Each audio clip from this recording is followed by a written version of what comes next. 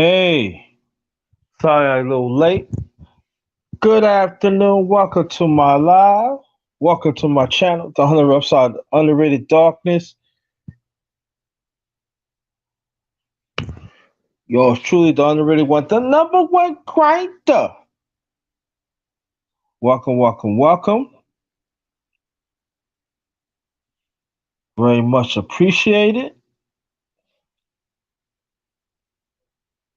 Get things situated here. Hold on, I'll be right back.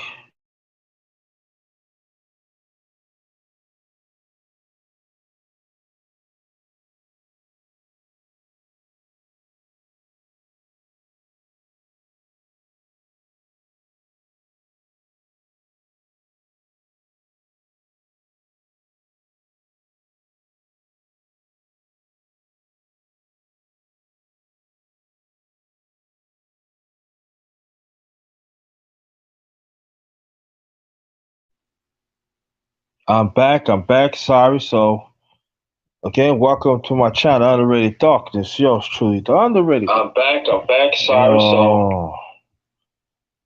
Sorry about that.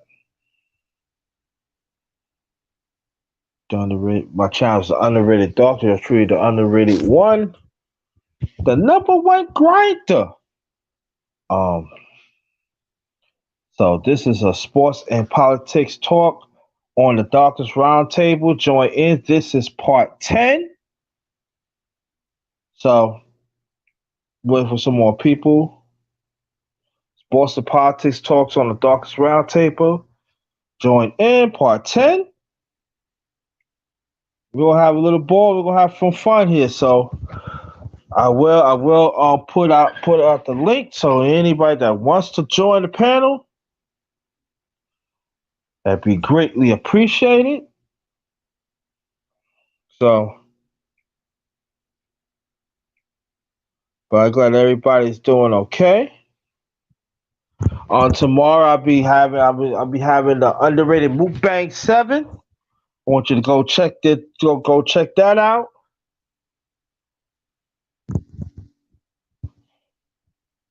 So we wait for some more people come through.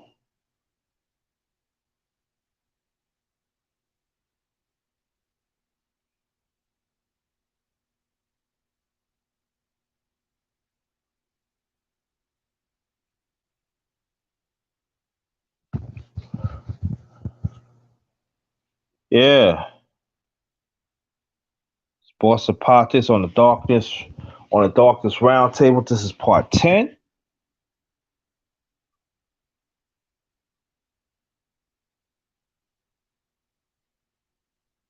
So wait for some more people to come through. Yeah. Rashid, what's good, Tommy?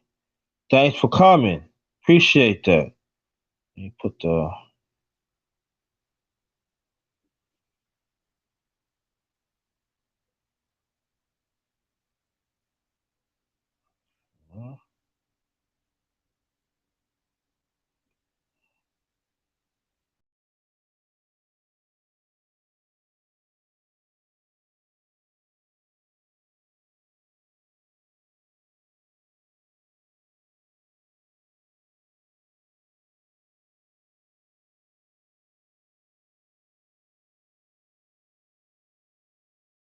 on. I'm good. Okay. That's all right.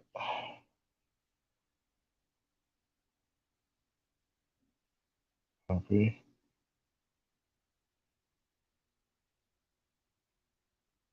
So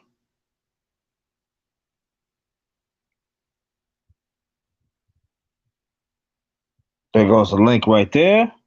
If you want to get on, there goes the link right there. Let's see. Michael Johnson, what's good with you? You want to get on, homie? You can come on too. This is sports and politics on the Darkness Roundtable, part 10. So come on in. Come on in. Find out that Biden is the president. Let's find that out a few hours ago. So you're both brothers. There's a link right there. If you want to get on the panel. Let's go. Like I said, sports and politics on the darkest round table. This is part 10. We're going to talk about that and a lot of stuff we could to talk. A lot of stuff we could talk. And thank you, Rashid, for the Cash App. Thank you so much. Appreciate that. Thank you so much. Appreciate that. Let me read this. Let me get this off.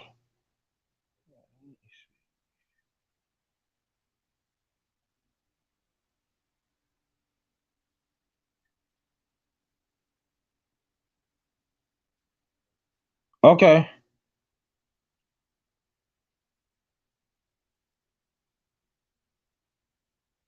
So the link is right there.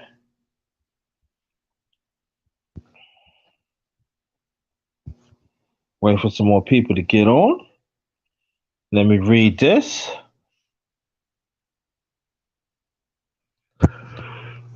Let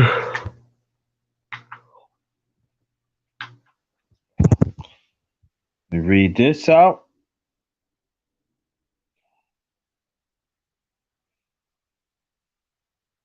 Come enjoy real conversations with the underrated one, us as the righteous ones. Individually, let's make a change within ourselves and genuine be there for each other. We all we got. Oh. So just remember that we all we got.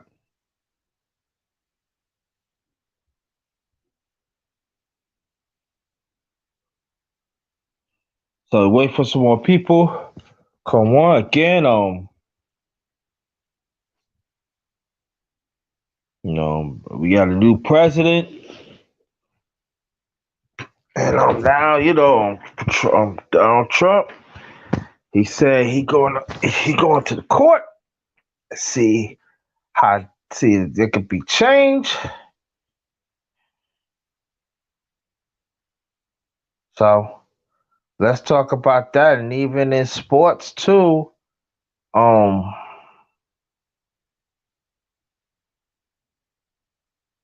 a whole lot of things happen in sports too that we could talk about. NBA trades.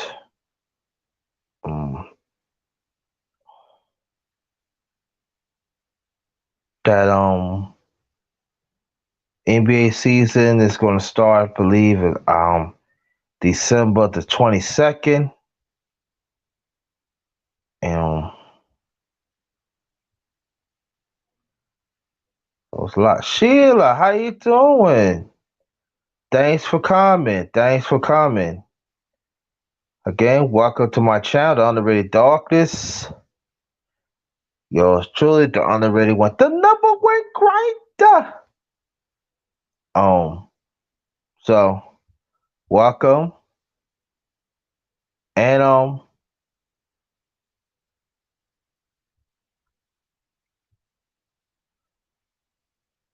this is man or woman can come up to the panel today. Yes.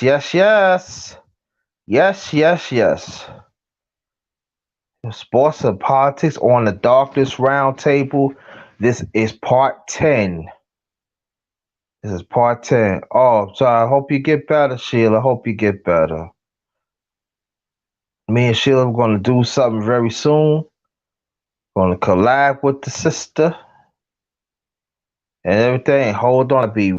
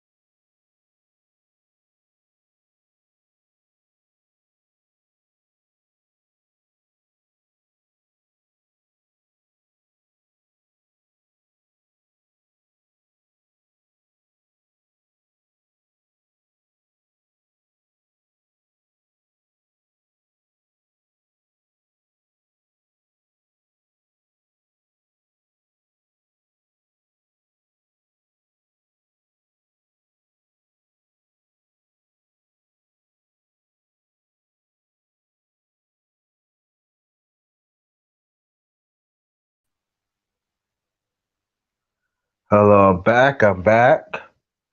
Again, welcome to my channel, The Underrated Darkness. Yours truly, the underrated one. Much appreciated. Here's a link to anybody that wants to join. That'd be greatly appreciated. They push my hashtags up in there too while I'm waiting. I hope everybody's doing okay. Hope everybody's doing all right.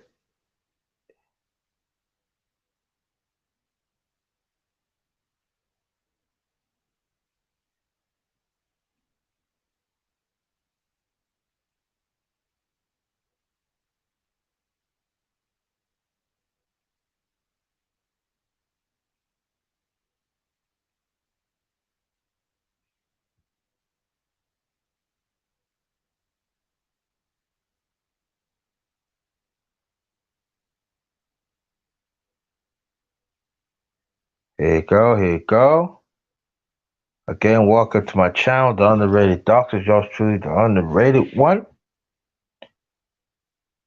The number one grinder. If anybody's new, you can sub to my channel. So when the bell lit up, hit the bell. When it lit up, you be the first one. Know when I be on. That'd be greatly appreciated.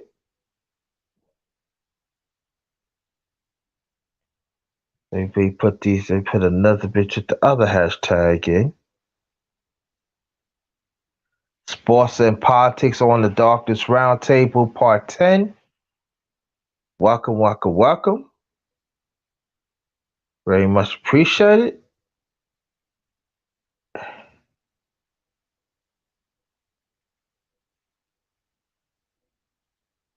Thank you, Sheila. Appreciate that.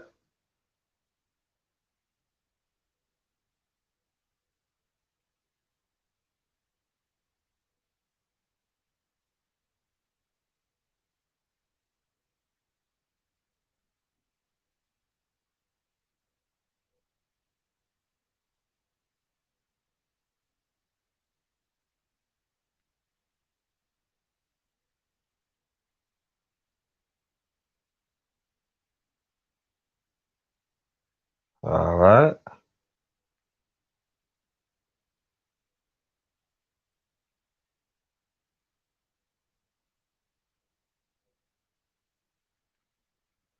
There it is right there. All right. Waiting for some more people. Come through.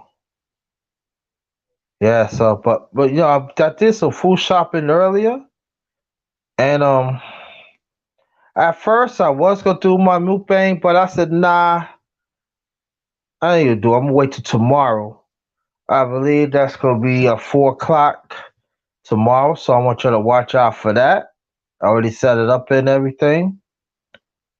But no, but we're gonna talk about things. So welcome to my channel again, The Underrated Darkness. Yo, shoot, the underrated one, the number one great.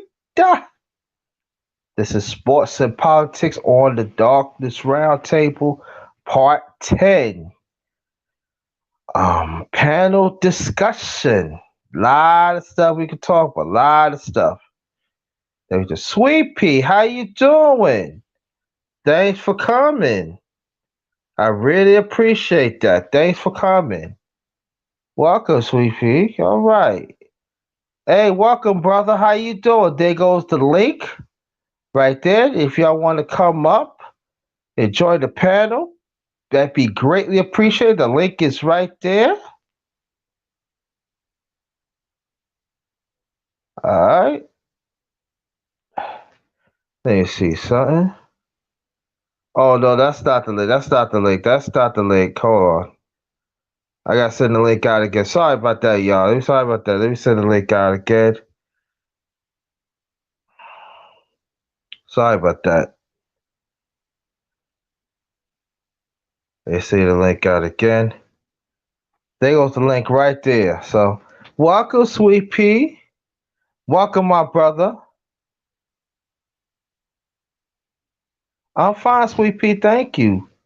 Thanks for showing up. Showing us love. Okay. That'd be great. Greatly appreciate it. Hit the like button and share it. Hit the like button and share it. This is Sports and Politics on the Darkness Round Table, Part 10. Part 10.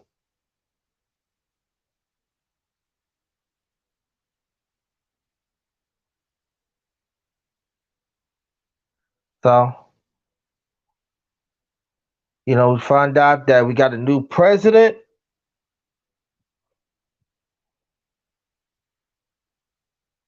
Finally got a new president. Then also, a rapper got shot and killed in Atlanta. Um, the black man had voted, despite for Trump, and there are some that have voted independently, make great strides.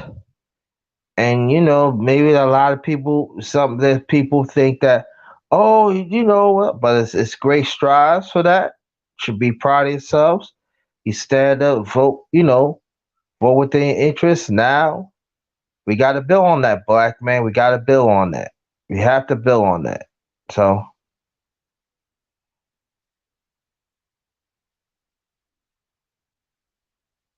and I'm glad that you say Sweet Pea. Now, I know I haven't mentioned that in the past, but this is how this if anybody that is traveling to a safe destination or at home throughout the live or I do a video, let me know. So while you're traveling, you keep us posted so you can get safe to your destination or at home. We will personally keep this live going till you get home. If I decide to end at a certain time, we I will keep this on. Okay, that's never going to change. So I'm glad that you home safe, Sweet Pea. That is greatly appreciated. Um,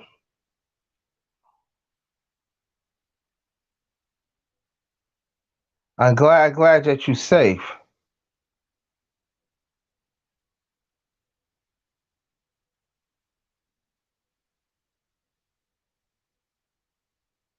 Okay, my brother. Let us know that you on your way home or you going somewhere else. Keep us posted. Keep us posted. Keep us posted, okay? Keep us posted, my brother. All right? You gotta make sure that you get there safely. Wherever you go. All right?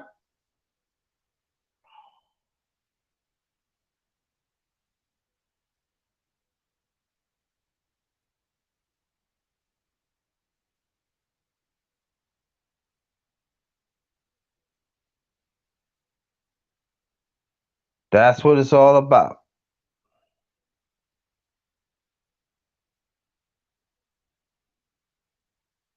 Oh, you going home? Okay. Let us know when you put your key in the door and you're in the house safely. Let us know. Keep us posted, my brother. Keep us posted. Keep us posted. All right. That's what it's all about. That's what I'm all about. We got to make sure that you're home safely. All right.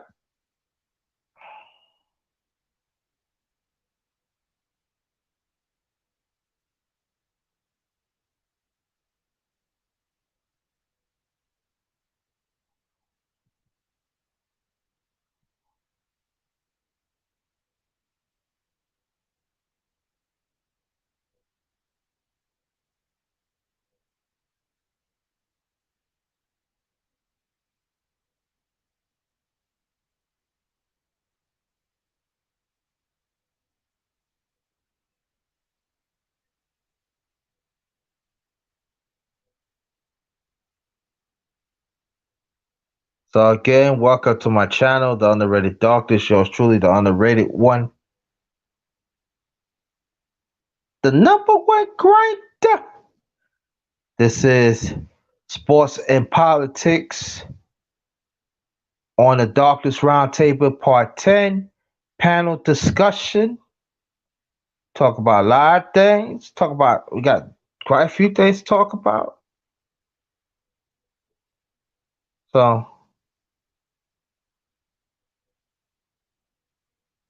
anybody that wants to join would be greatly appreciated. Let's see.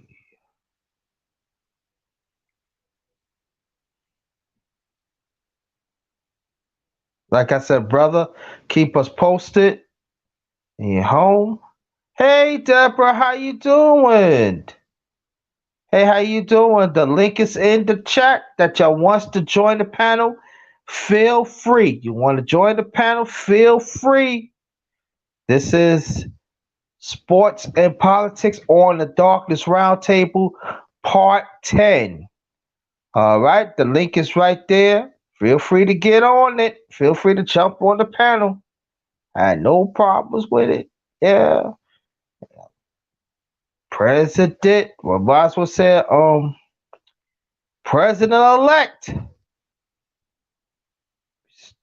starting January 20th, 2021.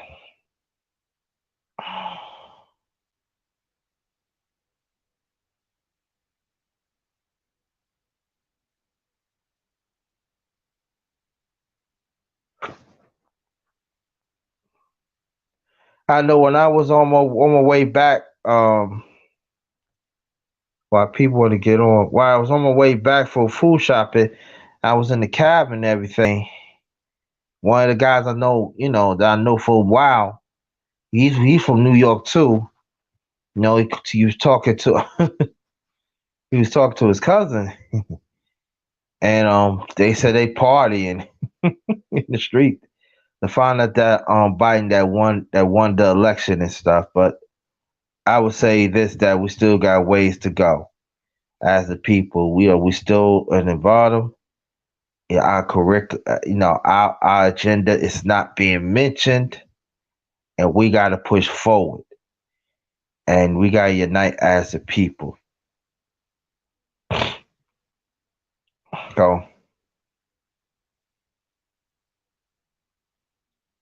So we got to keep on pushing. We cannot stop. We cannot let up and everything. We can't.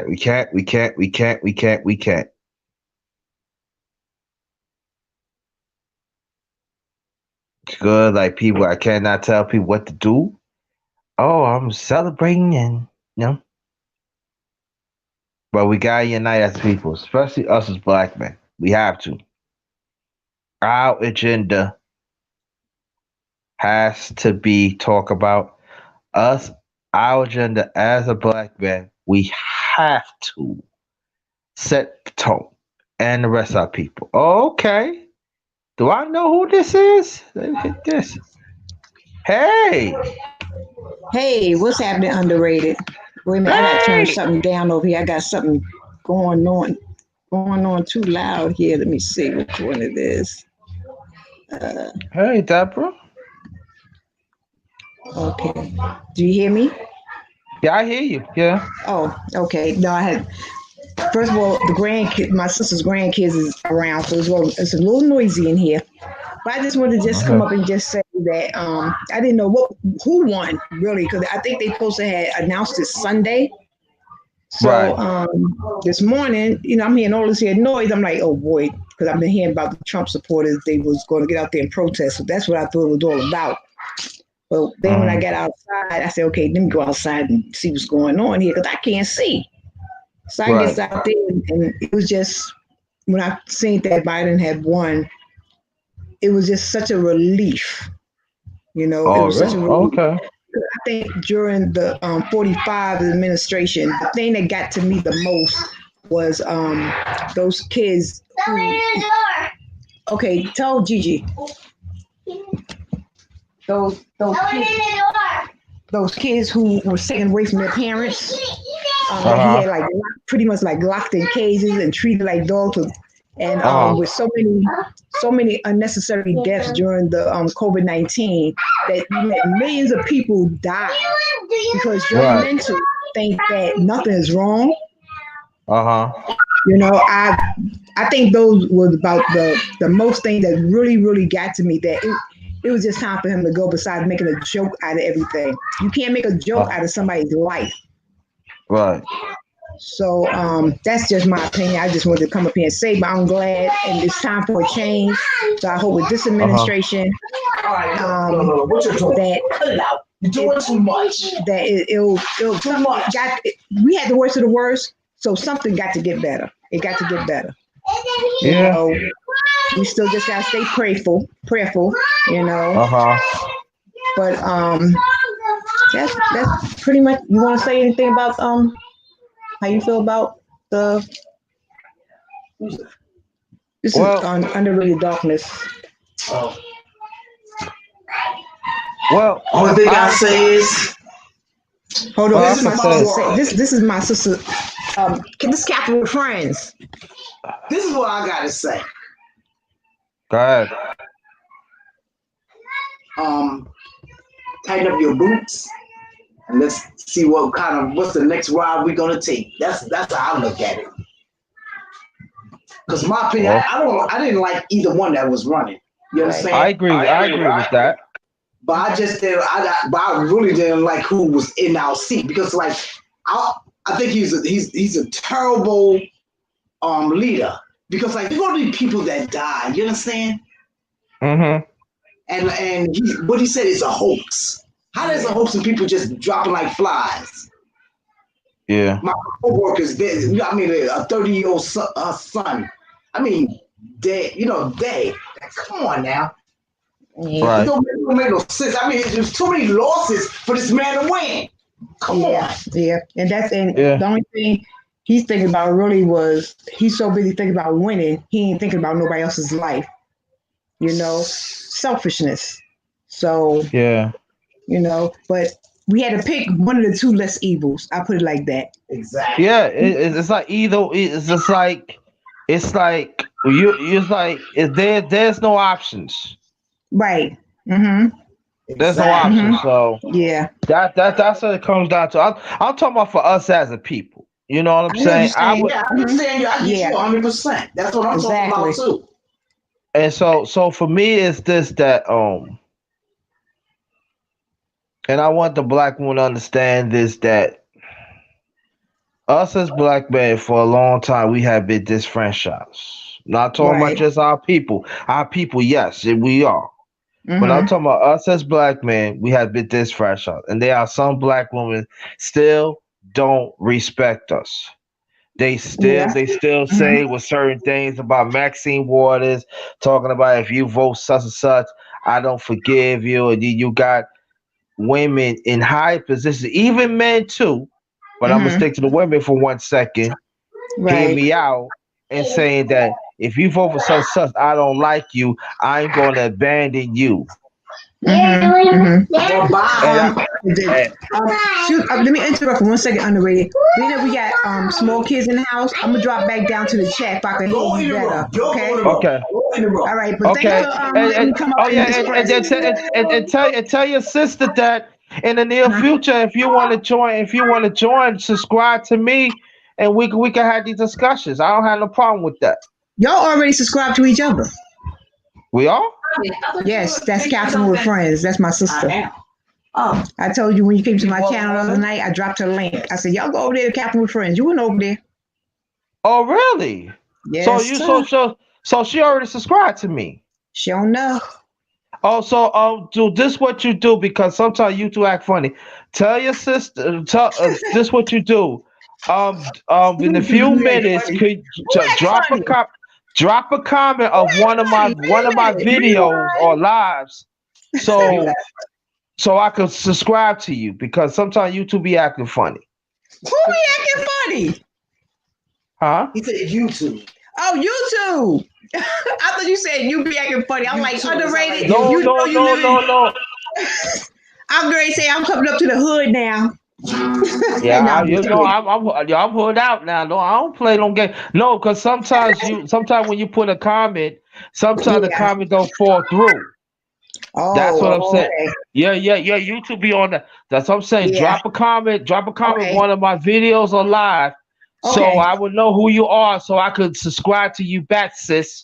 Okay, we got you. We got you. Okay. We got you. Yeah. Okay. I don't know how to drop back down, being that I'm not on my own stream. I guess you have to do it. You gotta do it. I gotta do it. Let me see. Oh, there. Wait, hold on now. All right. Uh, But the thing is, my thing is like everybody just like okay, we happy because Trumpet's not in there, but we still gotta watch our backs. That's how I look at it. hold on. Why don't you Watch go your on your back. on your channel and go on his stream? I gotta get ready.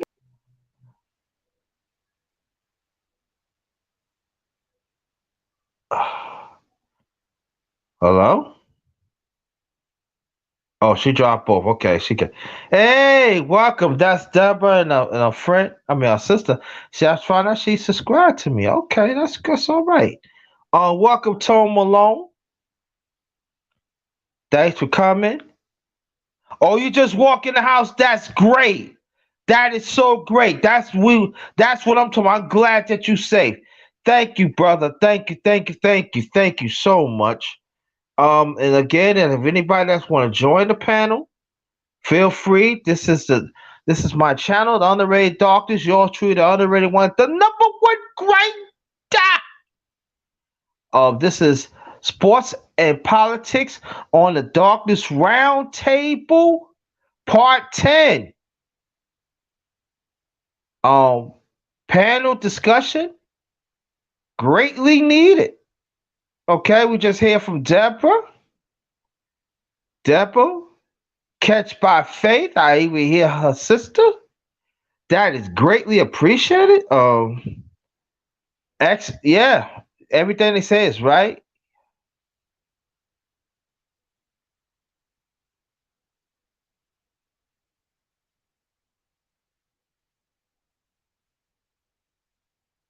Yeah. Well, Sweet Pea, let me read this. Doctors, what are some of the key points that needs to be addressed? You feel us soon as Biden is sworn in? I feel perhaps more laws passed immediately or health care address minimum wage. Yeah. Well, I would say the Street P. That's part of it. I agree. But I think that what's the need to be addressed is our young children needs to be protected, especially our young boys. Biden and Kamala Harris has not protected us as a people, but I'm gonna stick to the young boys. There are women have been violating our young brothers and especially our young boys for a long time. And majority of the time they get slapped on the wrist. And I know there are some women don't like when I say that, even some men. But that needs to be addressed a lot. Also, domestic terrorism needs to be addressed. Both parties has not stopped the tyranny on us as a people for a long time. So domestic terrorism has to be on the table. Especially they killing not just young black men, but they killing older black men too. And they killing women too. Well, mostly black men. That needs to be addressed. Thanks again, Deborah. Okay. Yeah.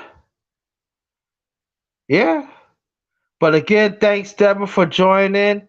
Y'all gonna you're gonna hear Deborah a whole lot and her sister. Thank you, sis. I really appreciate that. But that's gotta be addressed.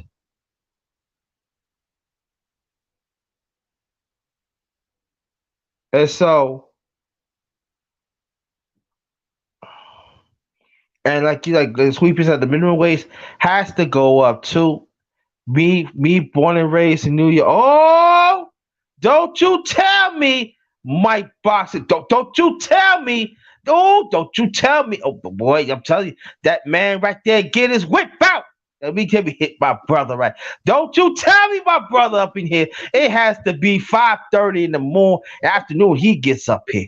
I'm telling you, what's up, brother? That's What's my going on, my black LDBC. African brother? That's my LDBC, brother. That says for Lions Den Boxing Community. He part of the family. Right, How you doing, brother? right. Not much, my black African brother. What's up with you? Man, I'm grinding, man. It's always a pleasure to have you up here, brother, Oh, because likewise. we want to talk about sports and politics, and we got to get it in. And but the first thing foremost, I'm blessed, much blessed to you and your family. Let me tell you about this brother. Wherever he can, he always support me.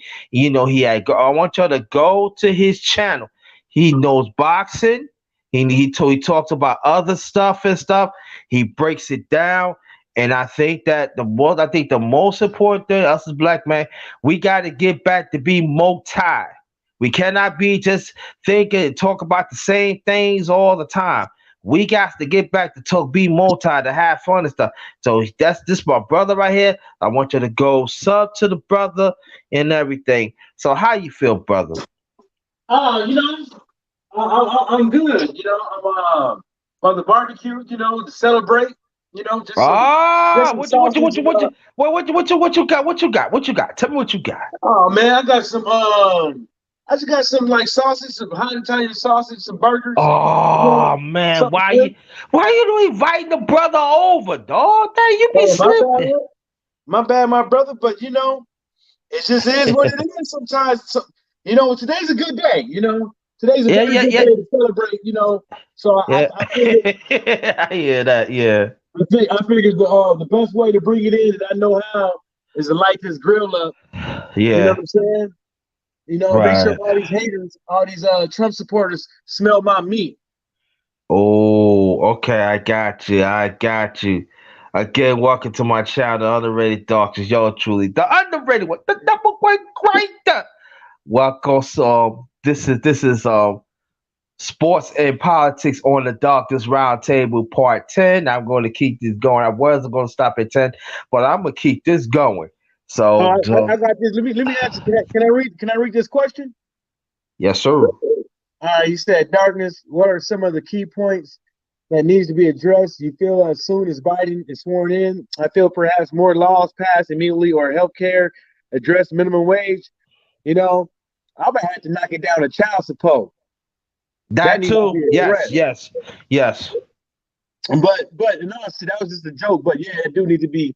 But in all seriousness, I think that they need to do things more for the actual working class, like the people that got to work 2, 3 jobs, Yeah. and stuff like that.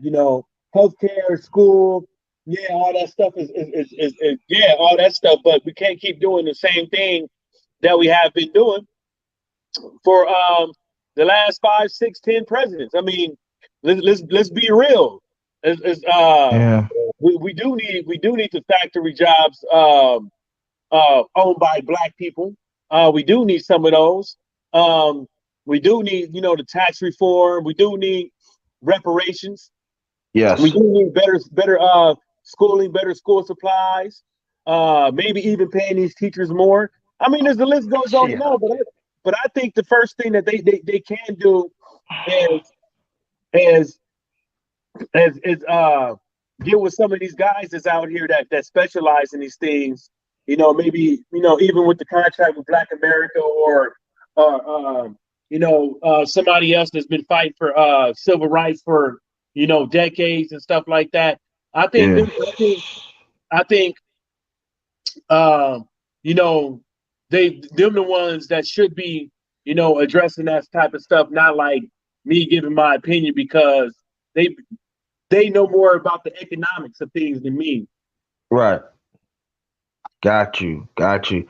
Let's welcome the one and only she. She. We need. Welcome, brother. Hello? Yeah, what's going on, man? I'm good, man. Peace to you. Welcome, welcome. Welcome, welcome, Yeah, welcome. I changed. I changed. I got to put my picture up. This Rashid, man. Okay, I got you. I see you. I see you, brother. Yeah, I yeah, see yeah, you. yeah, yeah, yeah. I see you stunting. I see you stunt. Nah, man. I actually just started my channel, man. So Oh, great, you know, great, great. Okay. yeah, I put out a couple of little videos, man. I haven't actually hooked up. I just been dealing with my phone. Right. So now I've been pushing it out on my phone. I'm gonna go ahead and start using my audio equipment and stuff at the house. But it's Okay. you know, but yeah, man. We need to like even with child support, man. It's a big issue. We need to have a Yes, lot it of is. guys come with a petition, man, to actually fight with this child support. Yes. Signatures galore. And Right. that's why I said, sometimes it get lost in text because we don't want to say it, but we already know we got guys that don't pay, and we got guys that pay. So the guys that do pay against the other guys that don't pay, it look bad. Mm-hmm. So in the end, we gotta, take the guys that actually are paying and put their name out there, man. Go ahead and you pay. Sign the petition. Even Right. if you don't, even if the guys that don't pay, they sign the petition, is more on the petition. But still, this is a big concern. Even with this whole notion of the woman conceiving a child after the man don't want a child, don't want to deal with a child, it should be that woman that has to take on those issues with the child because she ultimately in the beginning wanted the child. Right. And Right. even if go ahead. No, no, go, go, go, go. Now I was like, even, in most cases, you have these women, they want to get pregnant. They deal with certain men, you know, that they want to have a child by, you know, Right. Mm-hmm. and in some cases there is a mistake. You have that. Nobody's perfect, but like I always say, in most cases, most of these kids are not playing.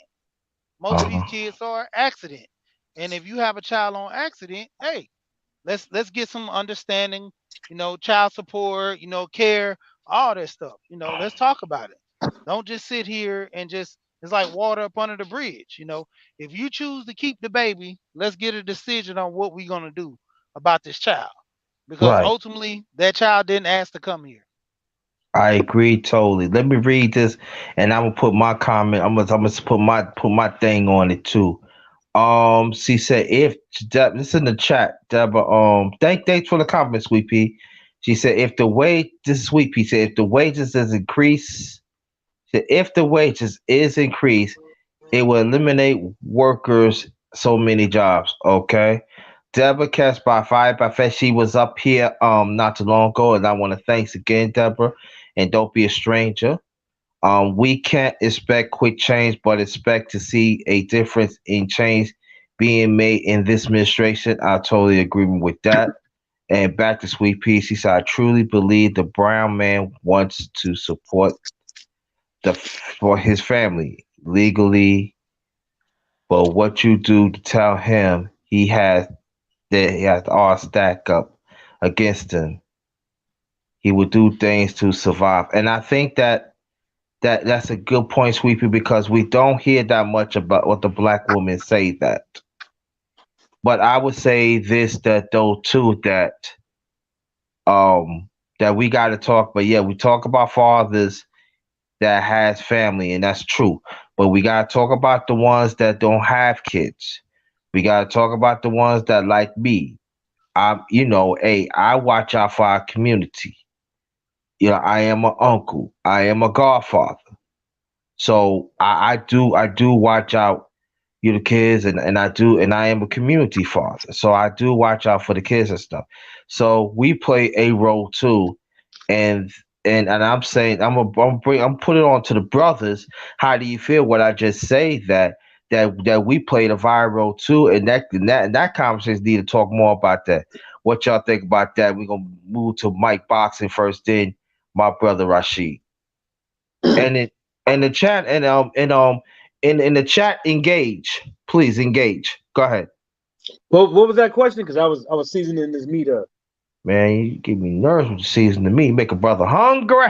Nah, I was saying I was saying that there are also brothers that are not fathers, legit biological fathers, but they don't have no, these are ones I'm talking about, they don't have no kids, like me. So I watch out for kids. I watch out the kids in our community. So those community fathers and godfathers and stuff that watch out and everything. And these are conversations that we gotta have more.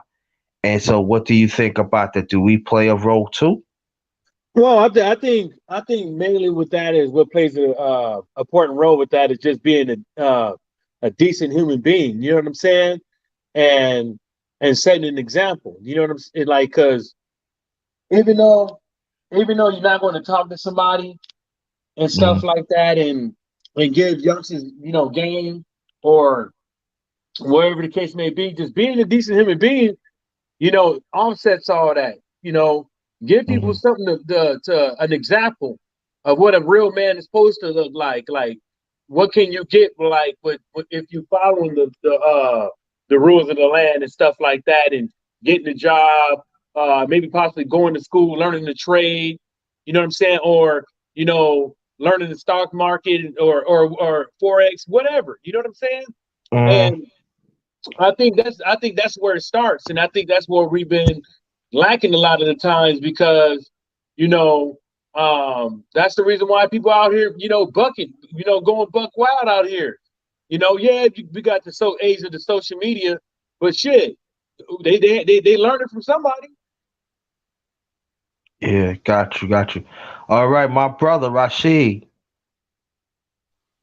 Yeah, in most cases, like I always say, from the kids going to school to the kids actually, coming doing sports or whatever, and just in general hanging with their friends, watching TV, our kids are being raised by a bunch of people, whether it be social media, whether it be entertainment, whether it be just other people that they generally see around the neighborhood, So you got to understand. Oh, you're So you got to you're give bugging. them certain. Oh, you're bugging.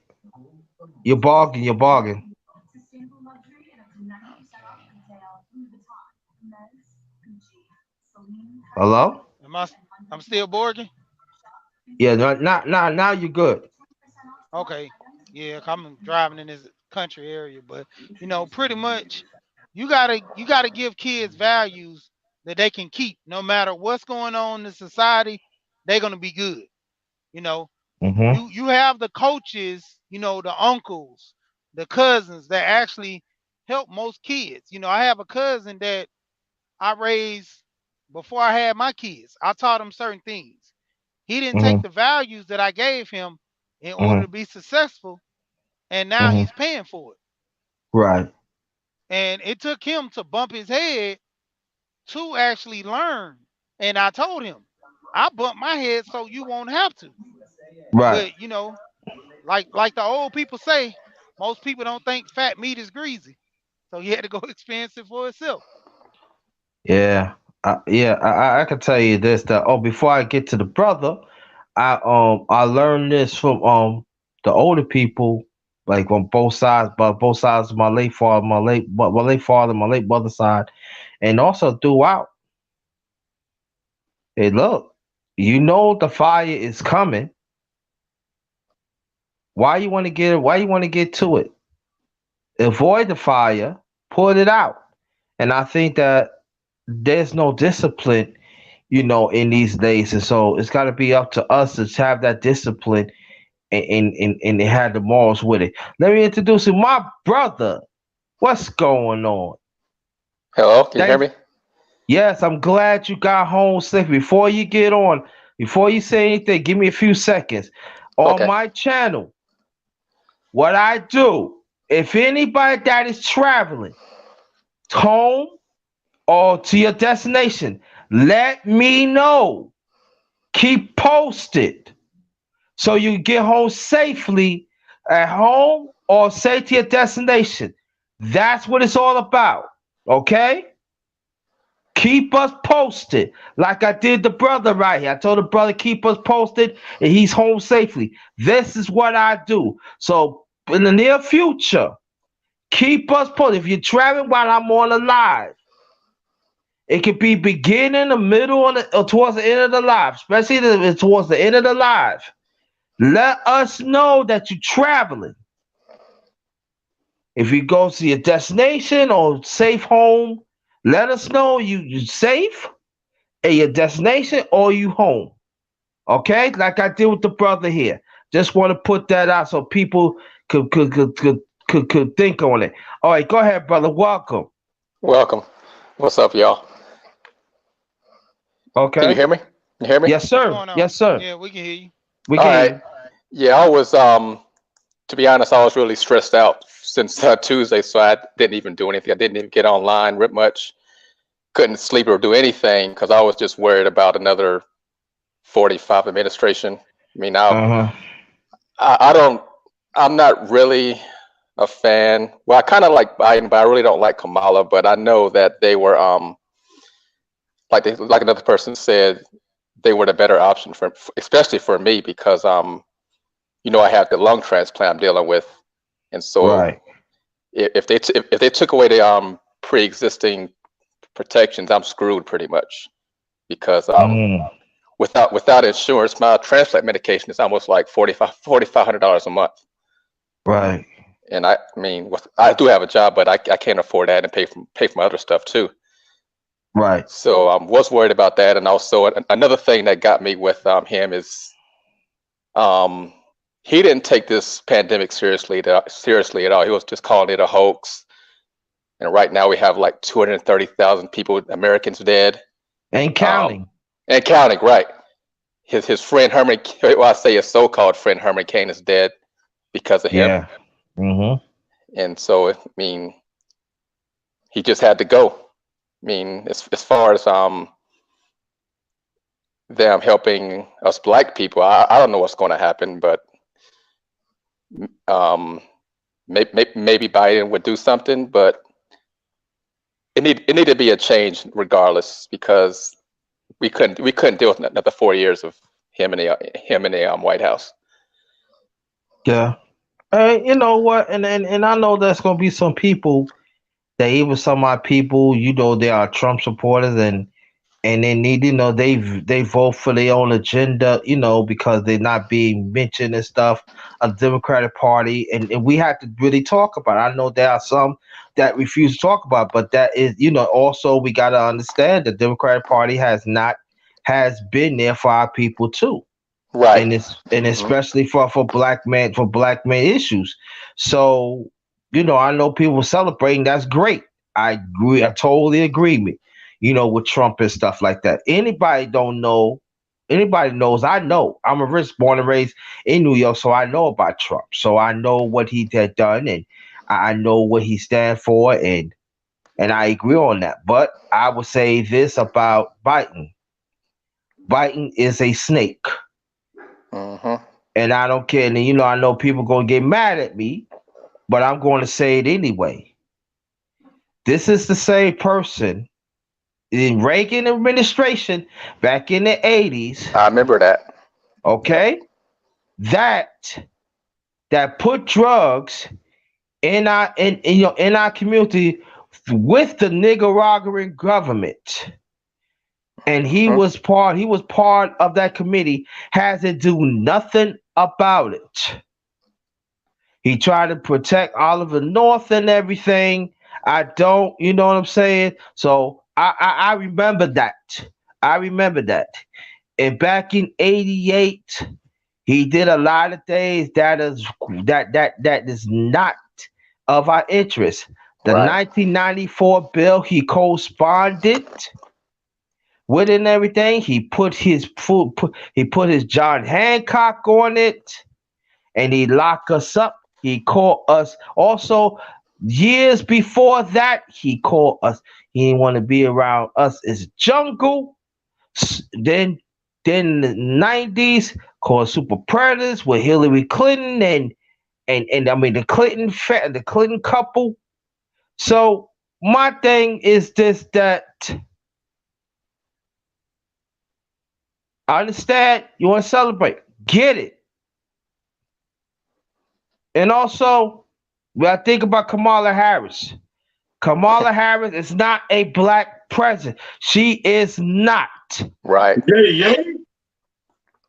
Stop it. Cut it out.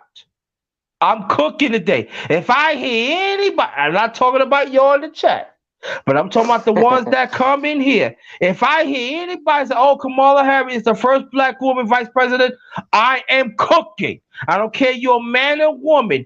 I'm cooking you today. I'm letting you know right now.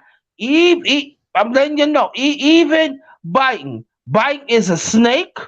Mm-hmm. Y'all can say anyone that he is a second generation of the Dixie Democrats. All his beliefs came from the Dixie Democrats family. He's a second generation of that, and he has not changed. And especially black women, you better understand this too. And some brothers. But black women, you better understand that. Because some of y'all out of goddamn pocket. Yeah, I hate black men. I'll get to you, brother. I ain't forget about you. Yeah, I hate black men. You go this and that. Y'all mothers and stuff. Who is y'all?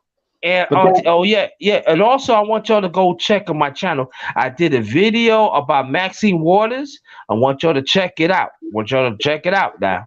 So I'm going to introduce. Go ahead.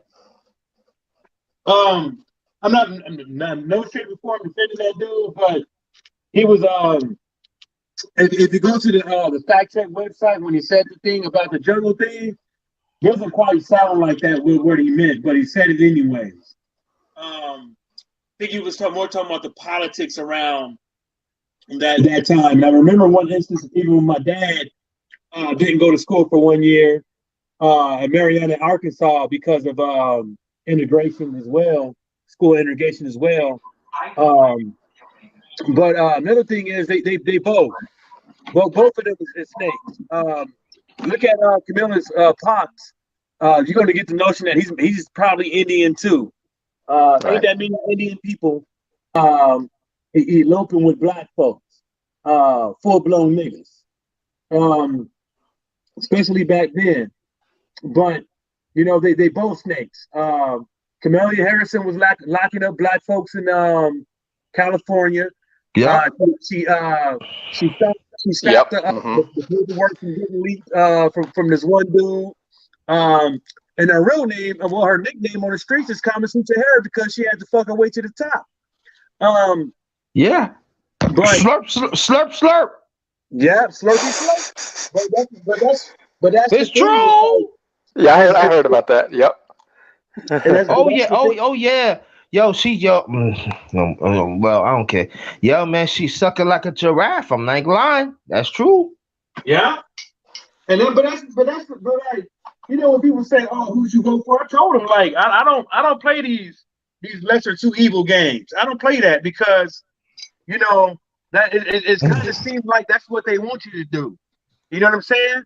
It's kind of seems like that's what they want you to do.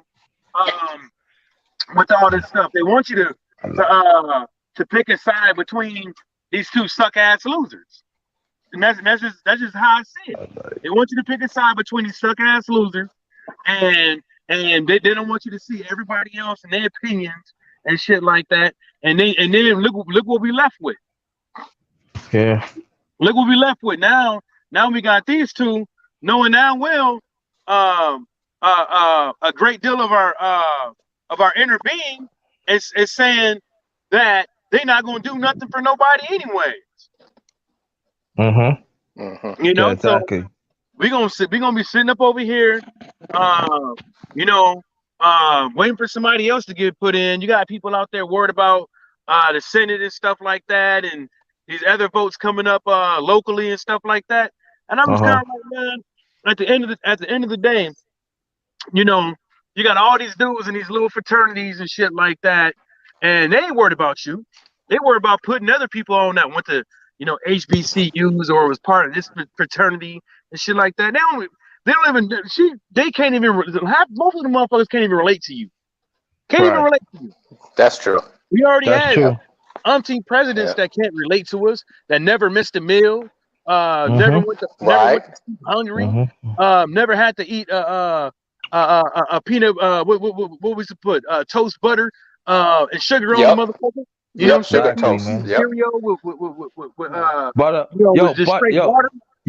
butter than bread, sugar water with Yeah. vanilla extract. And so it's the same thing. Now you got a Mhm. whole bunch of people. Now you're gonna have a whole bunch of people. Well, you're gonna have two people and then they're gonna bring in more people that can't even relate to you. And so now when was the last time that we all knew that a president or even a mayor or governor even knew what the needs was and the gripes and all that stuff from the actual people that put you on? That is true. Huh. Let me introduce my brother Picari. Hey, introduce yourself, please, and welcome. And what's your input? What we saying so far, please? Peace, good brother. Peace to everybody on the panel. What's happening? Peace to Peace to you. everybody in the chat. Look, I was listening. You know what? You're absolutely right. Me, myself, personally, as being a grown, strong black man, I couldn't vote for either, but couldn't nobody talk me Mhm. into voting for Biden. You know, Mhm. uh, we have been taught to forget our past, forget everything that has happened to you. I'm not forgetting. And I know I've said this before. I don't know if y'all heard it. You may probably know it, and that's good if you do. But Robert Byrd, he was a senator in West Virginia. He was a Klan leader in West Virginia. Say it. Joe Biden did his eulogy and said he was a great man and gonna continue his legacy. Yeah, right. What legacy will a Klan leader have? And see, for me, it resonates with me. My father was a civil rights leader back in Mississippi. The Klan actually burned crosses in my father's yard and tried to kill my father. Mm. You understand? So I wasn't gonna get out there being a strong black man and put no vote in for him. But one thing I did notice, a lot of black men talked to him. A lot of black men voted out of fear. They voted out of fear of Trump gonna have his white militias do something to you. I've been telling black people for the last 5 years, 10 years, get ready. Get ready for what's coming. Because I'm not worried about it. Trust me. I got what I have to need to defend me and my family, me and my kids, and I teach my son. We go and we practice and we train and we shoot, and I have whatever they have. So ain't nobody gonna have no fear tactic. They're Mhm. not gonna do fear tactic to make me vote for Joe Biden. Those days are over with. They are over with. Right. And I'm tired of black people using our ancestors as slogans. Our ancestors died for the right to vote. First of all, they did not die like they had a heart attack going to the damn poll. They were murdered because they're black. Because when it was not voting season, they were still getting murdered. So it's time for us to defend ourselves. Stop using our ancestors as a slogan to make us want to vote for somebody like Joe Biden. I don't forget Trump passed, and I didn't forget Joe Biden's passed. And I think black people is in for something worse than what Trump had. And I'm just being honest. Joe Biden said he's given amnesty to 11.5 million illegal immigrants. He's asking 5 million Venezuelans as a fact. He said to come. Kamala, the woman, Kamala, said she couldn't do nothing particular for black people, but Right. she have a East Indian plan because that's what she is, an East Indian. Now you can't do nothing specific for black people. Joe Biden can't do nothing for black people unless the so-called Native Americans get something. But you can do something for everybody else. But you want us to vote in big numbers for you. No, it's time. It's time for us to break away from this. Me personally, I'm trying to get away from the whole system. That's me. But it's time for us to break away. There were three options. The best option for black people was not on the ballot. And I tell black people, look in the mirror. Once you look in the mirror, then look next to your brother, look to your right and your left, and you see brothers and sisters. Those are our best options. We are the only option we have. We are the only option that we've ever had. And if we don't take care of us, we will never be taken care of. I'm not begging on white folks for no damn reparations. I'm not doing none of that. It's time for black men to stand up. We want to be in control of our neighborhoods. It's time for us to just stand up and take control of our neighborhoods and do business with one another. And if we do business with one another, we can create the same things in 2020 that our people created in the 1920s, 30s, 40s. We can do the exact same thing today that they did. It's time, like the one brother said, the lesser of two evils. Evil is still evil. Why somebody gonna shoot me between my eyes and the other one gonna give me some rat poison so I can die in 4 days? Evil is still evil. It doesn't make a. And for all these people talking about they are righteous or they are religious, but you still want to deal with somebody that's evil. I don't get it. I don't understand it. I get it, Mike. Well, before I introduce JMJ 212, I want you to hold that a few seconds. I would say this, brother. There are brothers that are doing something about it, but I think the problem that I have, that I've seen for a long time, we are so much cocoon of our own ways, of our own people that we familiar of, instead of branch out. And I think every brother out here is multi-talent. We have shown in the past that we are. But I found out even through our outside and social media. Now we talking about on YouTube and on Facebook. Shout out to my Facebook family. Thanks for joining and hearing. And for me, it's just that we don't branch out to each other. We don't help out each other. We want to help out the ones that we know. And the certain ones, oh, they not on my level. Oh, they not doing this and that. You don't know what the next black man do. Every little helps. And I think that until we understand that, us as black men, we ain't going nowhere. But I would say this, that of this election, we have shown up. I seen it. I know it. We have shown up. And I think that our people have better recognize it. Some black women, you better recognize it. And I'm talking about the ones that are disrespecting us. You better recognize it because your time is running out. Because I know that you're saying that, oh yeah, we don't want, because you know, it was this brother, it was doctor's name, Dr. Ronald Neal. He did a video. I should have shared it in here, but I forgot. But anyway, he talking about it's still 80% of black men had voted Democratic. 80% black men. And what he was saying that he's hoping that we gotta fight to get what we want as black men, not being settled and stuff. Because there are 13% also black men have voted for Trump. But it goes to show that amount of disrespect of the Democratic Party has shown us. So I would say that hopefully the 80% of black men that's going to say, look, we gave you these votes. Now this is what we want. Put on that the 13% that voted for Trump and whatever percentage that voted independently, this is it.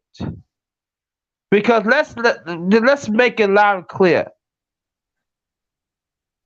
They're gonna make sure that I'm being nice, the alternative lifestyle. They're gonna make sure they get theirs. If they are not the fabric of the nucleus family of our people. Let me say it again. They are not the nucleus of our family. I said it.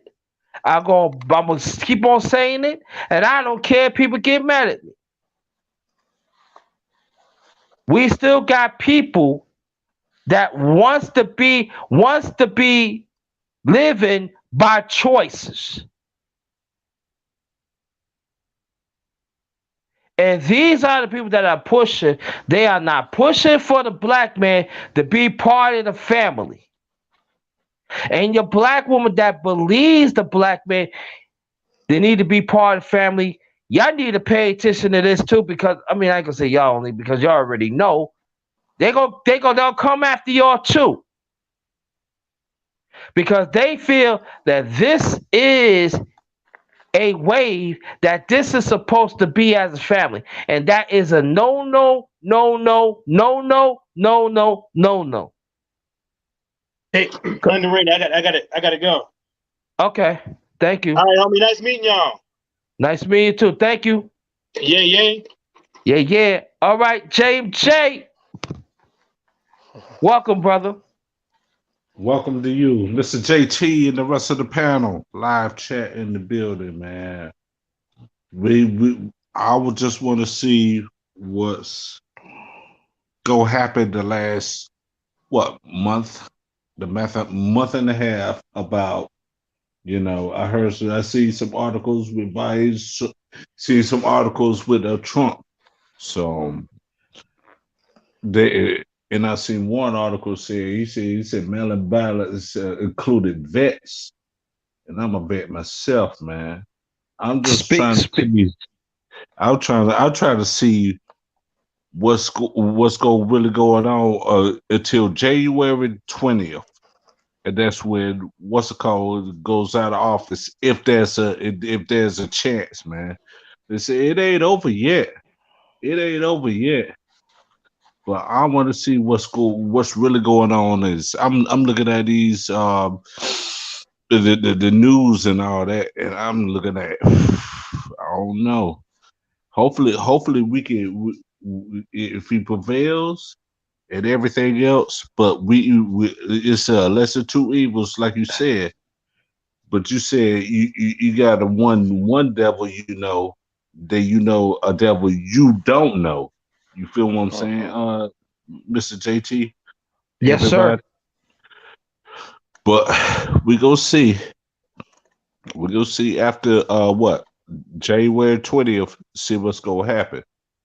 Yeah, I agree on that. And any women that wants to join the panel, feel free. You are welcome. Join the panel. But I would say this, that there's brothers up here is this that that's why it's so important for me that I have two platforms for black men. The Underrated Men's Breakfast Fellowship Live. Also, I brought back the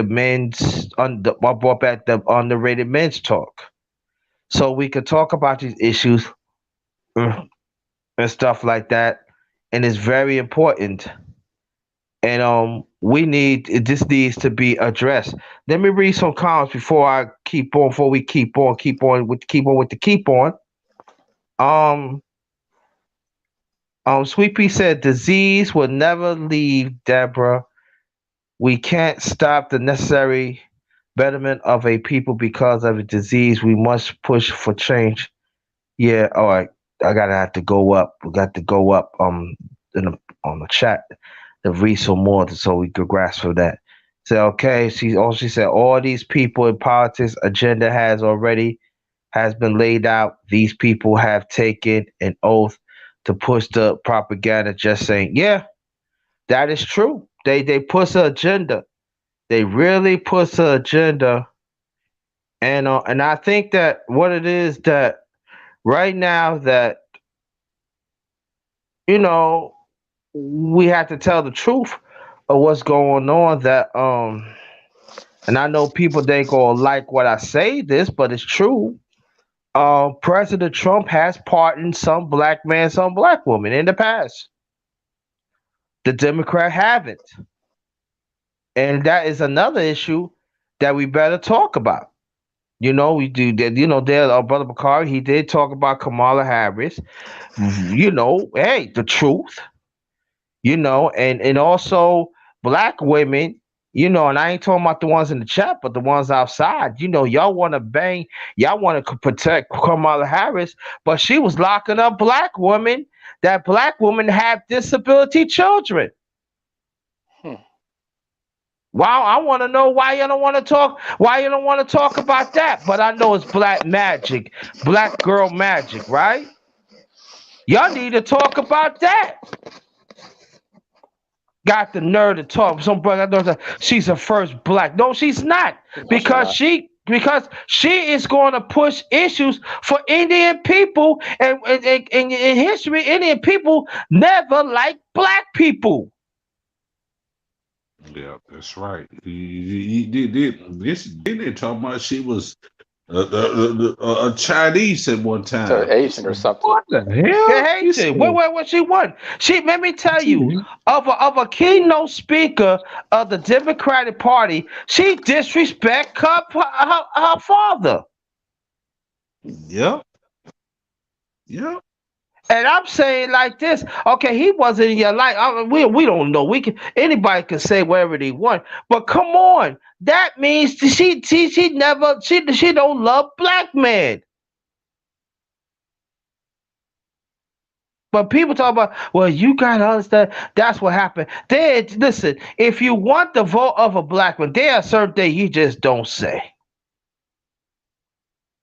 And I think that for me personally, nah, man.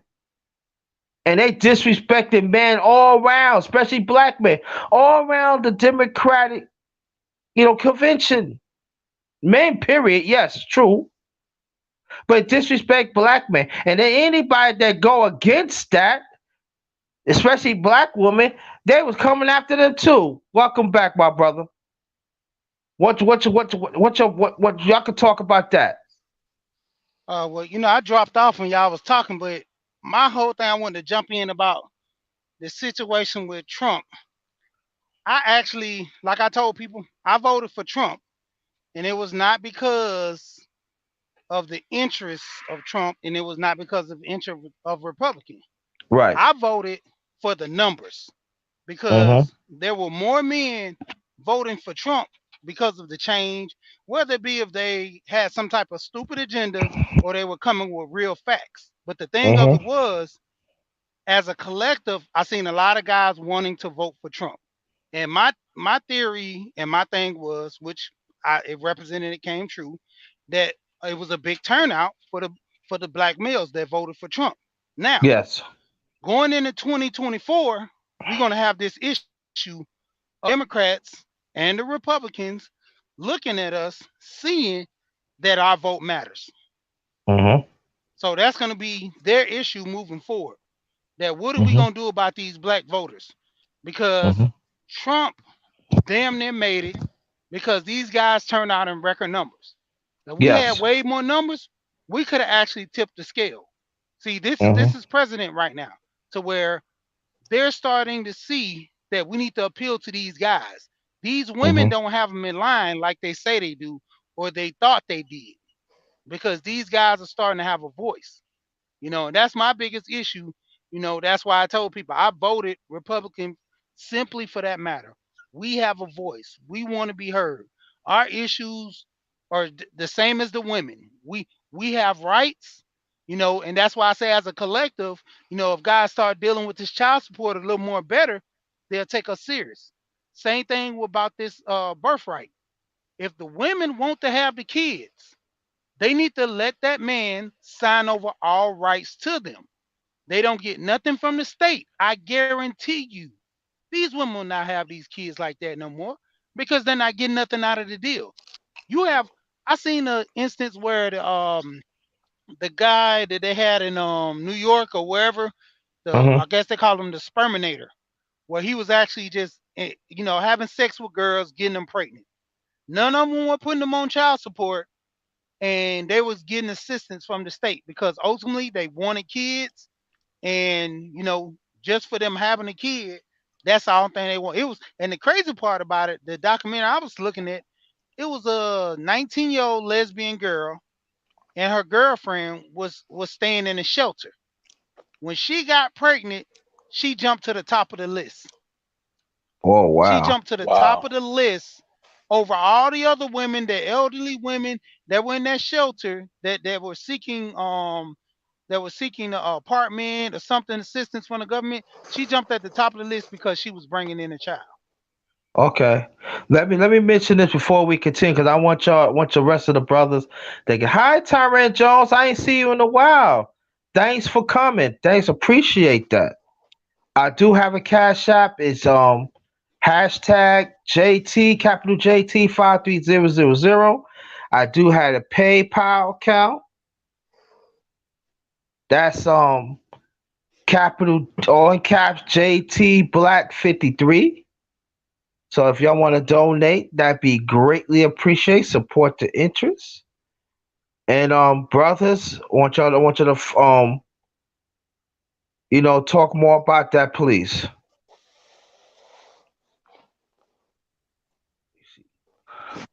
You I'm know, telling for you, me, go ahead. when we see us constantly voting separate, and what the guy just said, I can't remember his name.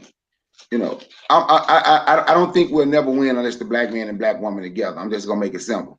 We can't say the black man got a voice and black woman got a voice, but you also, if you look, every other people, they are together.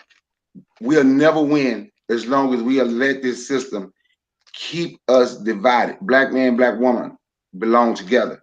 You're supposed to do things together.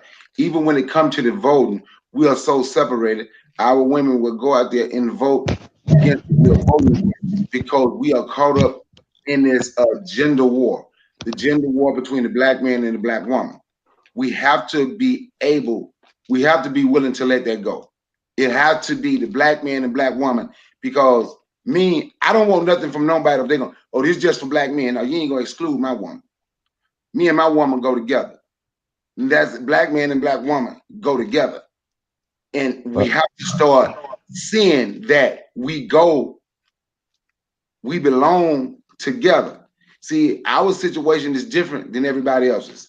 See, when they can sit down and break down the white man voted this way, the white woman voted that way, it's because they're gonna get regardless. So they are playing both sides. All We right, have but to be together on one side, whichever side we choose if you're gonna vote.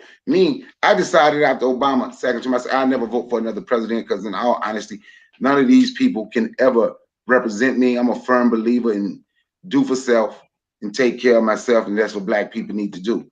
But if we were together and if we were a unit and stronger, then something may be different. But the unit start with the black man and black woman. It can't be the black man over here and the black woman over there. Black man, black woman together. Is they doing it to black people? They're not doing any more to the black man than they're doing to the black woman. See, and now since we are so divided, what they will do, they created the division a long time ago when the black man couldn't talk to a white man a long time ago. So when the owner come in there, the woman go speak, please, master, don't hurt my child. It's been done like that for a long time, and we're still living not as slaves, of course, but we are still living with that same type of mindset. Now the black woman truly believes that she's the man of the house, and we get out the way and we have to put our foot down and we have to take it. And that's what the man and the woman, like I said, we go together. yeah, but let me say this, brother. Of all due respect, and I got to say this, they are black men has stepped up in the past, and I'm talking about some black women refuse to understand that we've been getting disenfranchised. There are some black women that are still eating out of the table of the party that gave them make believe legislation. And I'm sorry, not gonna say sorry, but I'm standing very firmly of this. I want the black man to step up and say enough is enough, because we have black man did step up, but that back then it was no technology, it wasn't nothing. But quite a few black men has stepped up, you know. And so for me, I don't want to be, when it comes to our issues, I'm not saying you. Trust me, I'm not saying you. I don't want to make it seem that we always got to include a black woman, because some black women, they did not include us for a very long time. And there are some black women do fight for our issues too, that actually got suffered throughout the years. And sometimes, and that times, their voice has been silent. But I know this much: the black man has to step up. We got to continue to fight what we need to be, because that's the only way we get things done. And at the same time, we can still fight for our family. We could do all that. But let's not be in delusion to saying that, oh yeah, the black man's not stepping up, or the black, what we need to do, we need to protect some women that don't love us. Because I'm letting you know right now, there are some black women, there are some black men, and there are some black women, they don't want to be protected. They do dumb things. They do things that hurt us and hurt us and hurt us. So all I'm saying, let's be logic about this. Let's not be afraid, like, if we hurting and we doing this, we doing the right thing. Let's do all that. But I can tell you, as a black man, I do count. And I'm going to speak up for the brothers. And I always going to do that, because we are disfranchised. And there are some black women they had stayed in this system, and they had benefited on the backs of a black man. And we cannot run away from that. And I refuse of this channel. I'm not running away from it. But at the same time, I want to acknowledge black women that is willing to stand up for our people, that critically is saying that black men, you need to do this and that. I'm in support of that too. But I'm saying, as a black man, they need to get called out. If you want to have a family, black woman, speak on it. Stand on it. Black man, if you want to have a family, speak on it and stand on it. But we have to understand, of both parties, they have not be in a benefit of us as a people to be united. So, but I'm glad what you said, that we need to do it for ourselves. But for me as a black man, and what we see, the atmosphere that's really happening lately, black woman, you better step up. I'm talking about some, because there are black men right now, they hearing y'all. And it's a new day. Yeah, I'm gonna tell you this though. We can't wait the last 500 years. One, we were slaves. Then another president coming here about the last 300 years. Let us free us from slavery. Then another president, what's it called? Give us civil justice or something like that.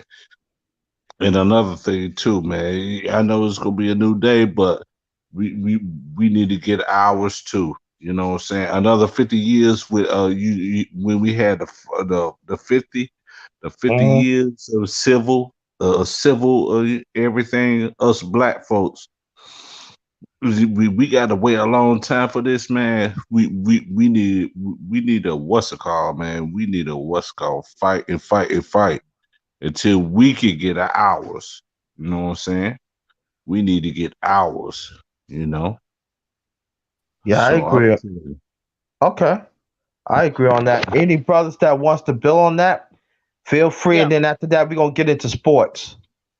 pretty much as a collective, when it deal with us as being men, we have to work together to a certain degree because Mhm. ultimately it starts with you first. Like I told the brothers on another panel, you know, we all talk about doing business and getting things together. And I say, let's be honest, because Art Nostal said it. Our egos get in the way of a lot of things that we want to do with each other Yep. because one person wants to be the front runner or another person wants to state their name that they started it. The biggest issue I seen with Tone Talk, Tariq Nasheed, when they had that ADOS movement going, Mm-hmm. you know, Tone wanted to represent it as his baby. Tariq already had an issue going, but his plight mixed with that make the issue bigger. Now, when they had that disagreement, they broke the foundation. When George Floyd got shot, that was the best time for men to stand up. We could have killed BLM, knocked them out the box, started our own movement. That was a Agreed. branch off of that. But the whole point of it was there was no one there to pick up the torch. There was no one there to mend that broken pieces of those two selective brothers that actually are key components in Mm-hmm. in the culture. You know, Mm-hmm. that's the same thing I said. You started first, and when things get happening, people are gonna follow along. You gotta understand. There's some people that can't have their face in the limelight, but they will easily give you money to further your campaign. Mm-hmm. So when it comes down to it, we can't do it as a collective. We Mm-hmm. have to do it individually first. And if we see something going on, let's support them. Don't go out there and try to make it your own. Like I was telling guys when I was starting a business with my friends. When I started that business with my friends, I paid for all the equipment, gave these guys the stuff to do. The business tanked because they had their own social little issues. I took all the equipment. They wanted to split the equipment, but they didn't put nothing in. So how would you want? It's like taking my money from me without even well just like but taking my car.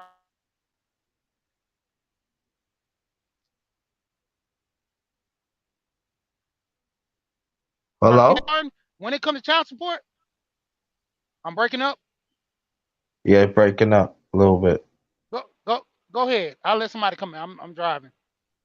Yeah, I think like the last dude said, we want to build a house. You got to have a materials for it. You know what I'm saying? If you go use that or use your own money, you know what I'm saying, to get the materials in to build a house, and they still mess you over for bringing the materials in. And I know what you're talking about, home improvement. And I did that for a little bit with my dad, for example. You do all the material things, will you build it up, and you still don't pay me the good the regular price for that? Nah, you feel what I'm saying? But I'm gonna tell you this, man. It seemed to me we still gotta build up for the last 400, 500 years, man. And that's messed up, man. You got some of these people that come from other areas overseas or across the border, and we get the short end of the stick. Us black folks, we get the short end of the stick. But we said you got people that's working harder than the people across the border, the people overseas, and we still get the short end of the stick. But I'm gonna tell you this, man. Hopefully, it'll take another 50 years. It'll take us another 100 years for us we can have our freedom, our reparations, or anything else, man. Because it's getting messed up right here. If it's Biden or if it's Trump, But you know what I'm saying? Just like Tupac said, it ain't them that's taking us out. It's us that's taking us out. We got That's people in right. political standpoints. They're in the higher regards. You know, you got politicians, you got people of high caliber, you know, that earn a high paying wage. What they do is they want to stay in their nice house on the hill. They don't want to come down and grab a lot of people. The ones Right. that do come down, they get sunned about that. They get Mhm. shunned. They don't want everybody else up there. You know, and in most cases, some people don't deserve it. But the whole point of it is, you know, you have those elite don't even want to try to bring people up with them. If I become a millionaire and I show you how to become a millionaire, if you fail, that's your fault. I gave you the tools to be successful. Just like I have a life insurance for my kids. Whatever they do with that money, that's their problem. But the point of it is, I gave them the key, not just giving them that life that insurance. I'm giving them the tools in which their mind should be focused on. If I do get some type of money like this, I know what type of business I want to invest in. I know what market I want to put it in to get a return. See, we're not teaching that to our kids. You know, that's Mhm. that's that's the biggest thing that I see amongst a lot of people. You know, even with people that don't have kids, what are you willing to help the next generation do? Because I lost a lot of history by just being a young kid. You know, I was what 19, 20. I had that young mentality, going out there partying and having fun. And I sat with my great grandma every now and then, but I should have been gathering more information than I hear, you know what I'm saying, living it up, having fun, because that's the dying culture right now. The elders, they're leaving us and they're taking the information with them. Mhm. All right, great, great, great. I'm Welcome. tell you After this, we I'm go gonna ahead, tell go you ahead, go this. ahead. Let me let you go, man. I'm gonna walk these rough, so so I'm gonna Okay. have to All right. clean up, Salute to man. you. Hey, is you coming back? Is you gonna still gonna be here? Yeah, I'm be here for Yes. a while. I'm be here for a while because I want to talk about sports too. So I'll be here for you. Can All right, come back. All right. You can come back. Yeah, you can come back. all right, man. Yeah, salute to y'all panels. If I do come back, if you still here, all right, man. I'll catch y'all later, man. If I walk these, all right, man. Okay. All right. All Peace. right. All All right. right. Now, we're gonna talk about a few more things on the politics, and then after that, we're gonna switch up to sports. But first thing, let me introduce the brother. What's up? What's up, my brother?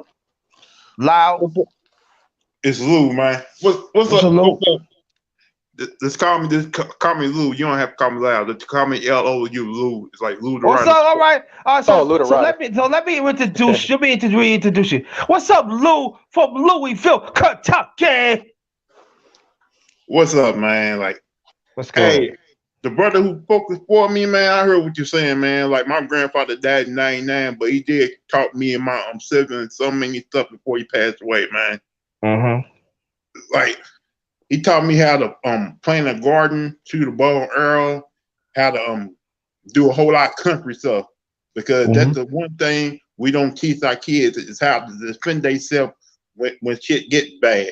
And how to when you don't got no food to eat, how to like grow your own food. Because some of these foods out here right there out here today is probably killing us each and every day. Yeah, So exactly. Yep. Okay, go ahead, brother. So go full it in because in a few minutes I'm gonna switch it up to sports. Go ahead. Whatever y'all want to speak to, go ahead.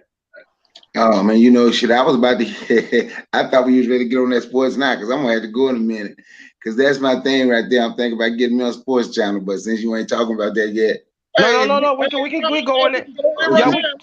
Yeah, we going it right now. oh, okay. Okay. Then. Let's go on it right now. Hell with that shit. This is sports and politics on the Doctors Roundtable, part 10. So let's be about this. I like this. I love this shit. Now we see that the Lakers has won the championship. We hear the Dodgers has won, and also we had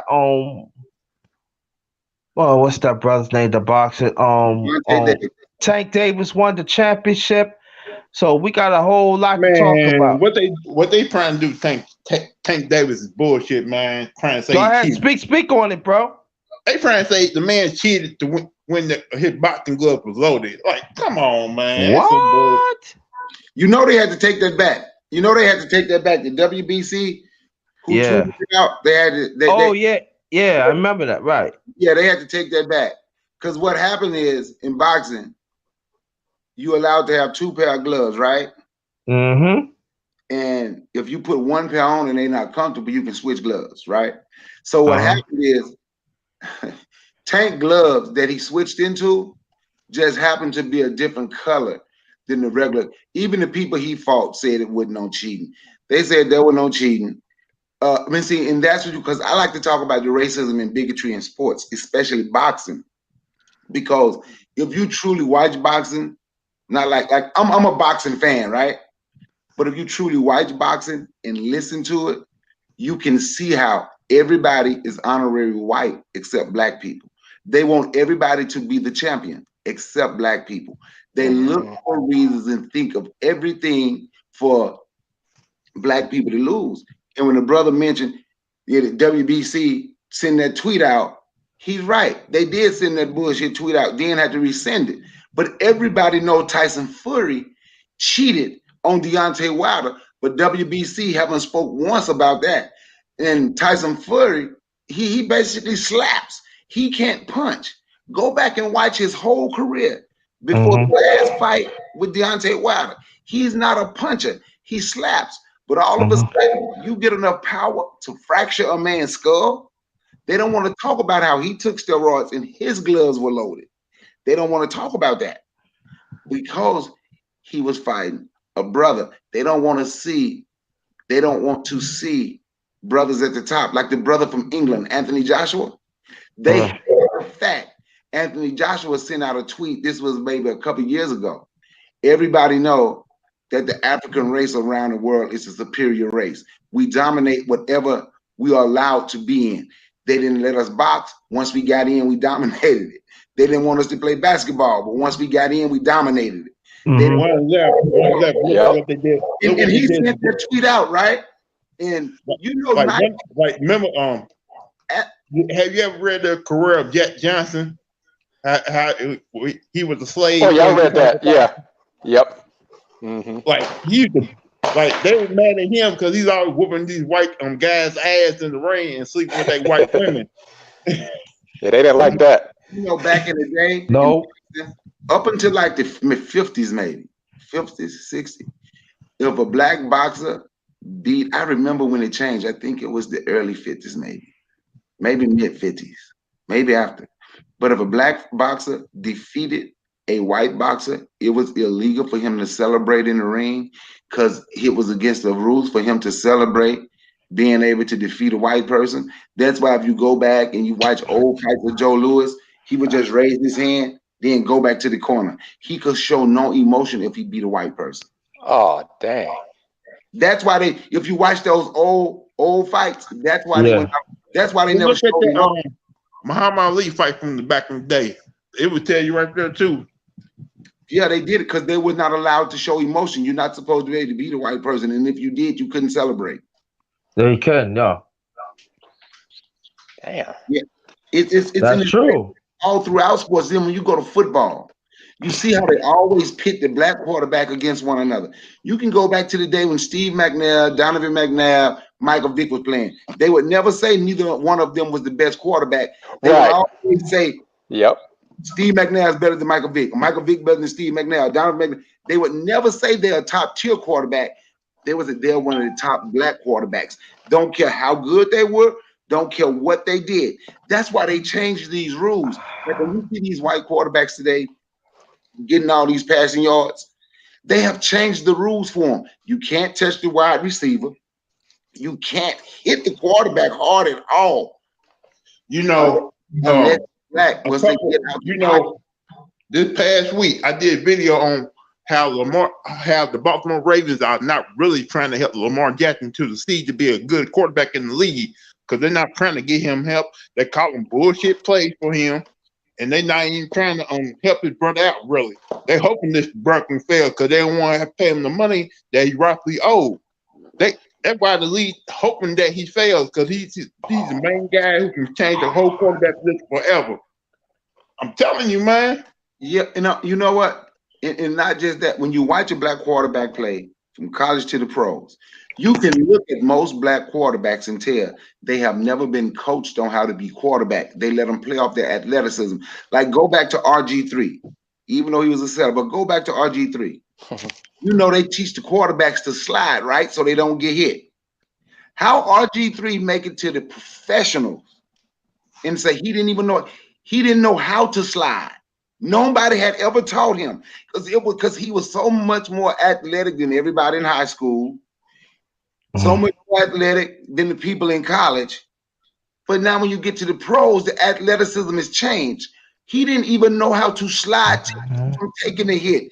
And he got blamed. They never blamed the lack of coaching.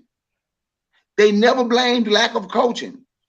And that's what happened to a lot of black quarterbacks. They don't teach them how to play the position. It's okay. You bigger, stronger, faster than everybody. You are more athletic than everybody. Just go out there and win. Yeah, that's true. Yeah. WDN, man. I want you to get into the conversation. I'm just saying, look what happened to Dak Prescott. That was talking about Jerry Jones, pay me the money you rightly owed me. Because I can get injured, my career can end just like that. And look what happened. He broke his ankle. Yep. He's done for the season. His career may be over. And he just wanted a long-term deal because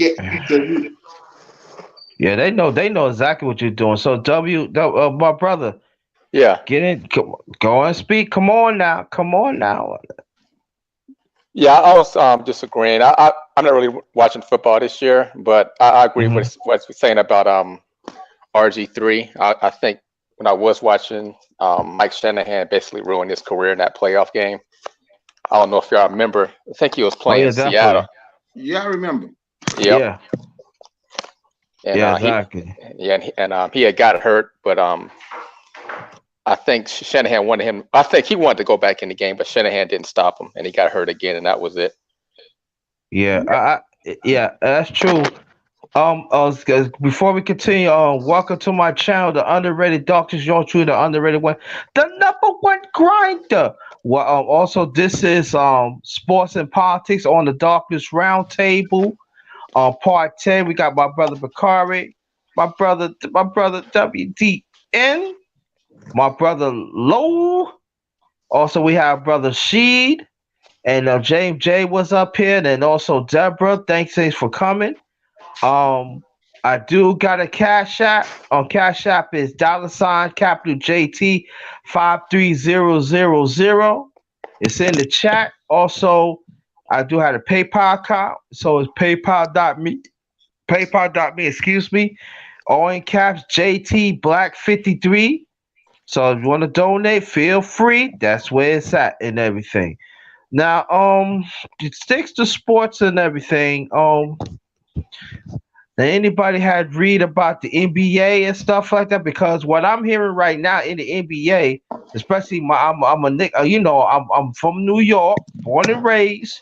I heard the Knicks trying to bring Carmelo back, and they try to bring CP3 and add some young parts to it. I was on Ticket TV. Oh, I forgot. Sorry.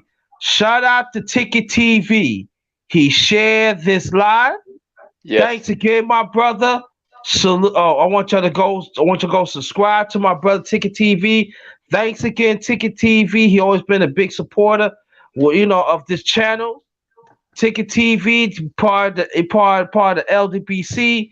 One of the head of the LDBC, and thank you so much for keep on supporting my channel. Thanks for sharing this live.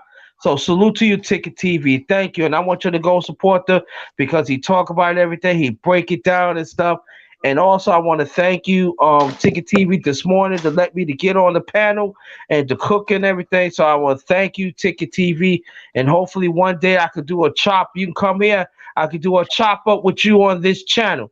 Hope so. So if anybody here, to let Ticket TV know. So thank you. That shout out to the LDBC. That stands for Lions Den Boxing. And basketball community. That's shout out to LDBC. All right. Now we're Hey, we gonna. need to go in there and keep those young cats having basketball really played. Yeah. Young cats don't know nothing about basketball. That they don't. No, they don't. All they want to do is shoot threes all the time. Yeah. Let's speak on it. All right, El Gacho 23. What's good, homie? Hey, my You want to good brother. get on the panel? Get on the panel. Hey, That's up to you. Hey, my good brother. Thanks for letting me join. I'm gonna have to step away, but I'm gonna try to listen to you when I get a chance. So Okay. But I do have to step away. I didn't even know it was about no 6. Yeah, I got to step away. But I thank you. I thank you for allowing me to join your panel, my good brother. All right, thank you. Thanks for me. Good meeting the people on the panel, and appreciate the chat. So I thank y'all. My channel is Brother Bakari. If you like the content, go check it out. Subscribe. Hit that notification button. Peace, my good brother. One love. Peace to everybody. One love to you. One love to you. Don't be a stranger, man. I won't, my man. All right. Peace to you and your family. Peace. Yo, that's my brother Bakari. You know, he's that boss, so I want you to go check it out. Sunny Boxing Talk. Yeah, what's going on, Sunny Boxing Talk? And where the women at, man? You know, y'all. You know why y'all don't want to come to the panel? Yeah, what's up? Let's talk about that new young head coach for the Houston Rockets, man. Who they get? Yo, jump on it. That's what you read my mind. Let's jump on it. Let's go. They got Paul Silas' son to be the new head coach of Houston. Oh man, damn. Who? Okay. Paul Silas' son. Oh, the youngster, the one got Similac around his mouth. Yeah, this is what I'm worried about right now. Say he's there for like 4 to 5 years. He built that team into a championship contender. Then he gets fired. Then you already know what's going to happen. That's going to happen. Same thing they did to Mark Jackson. Yeah. That's what I'm saying, man. I'm happy that he got the job at Houston, but I don't know. Yeah. But see, look what happened before. We'll keep on continue to talk about Houston Rockets that too. But I want to bring this up. Now we know why Mark Jackson got fired, right?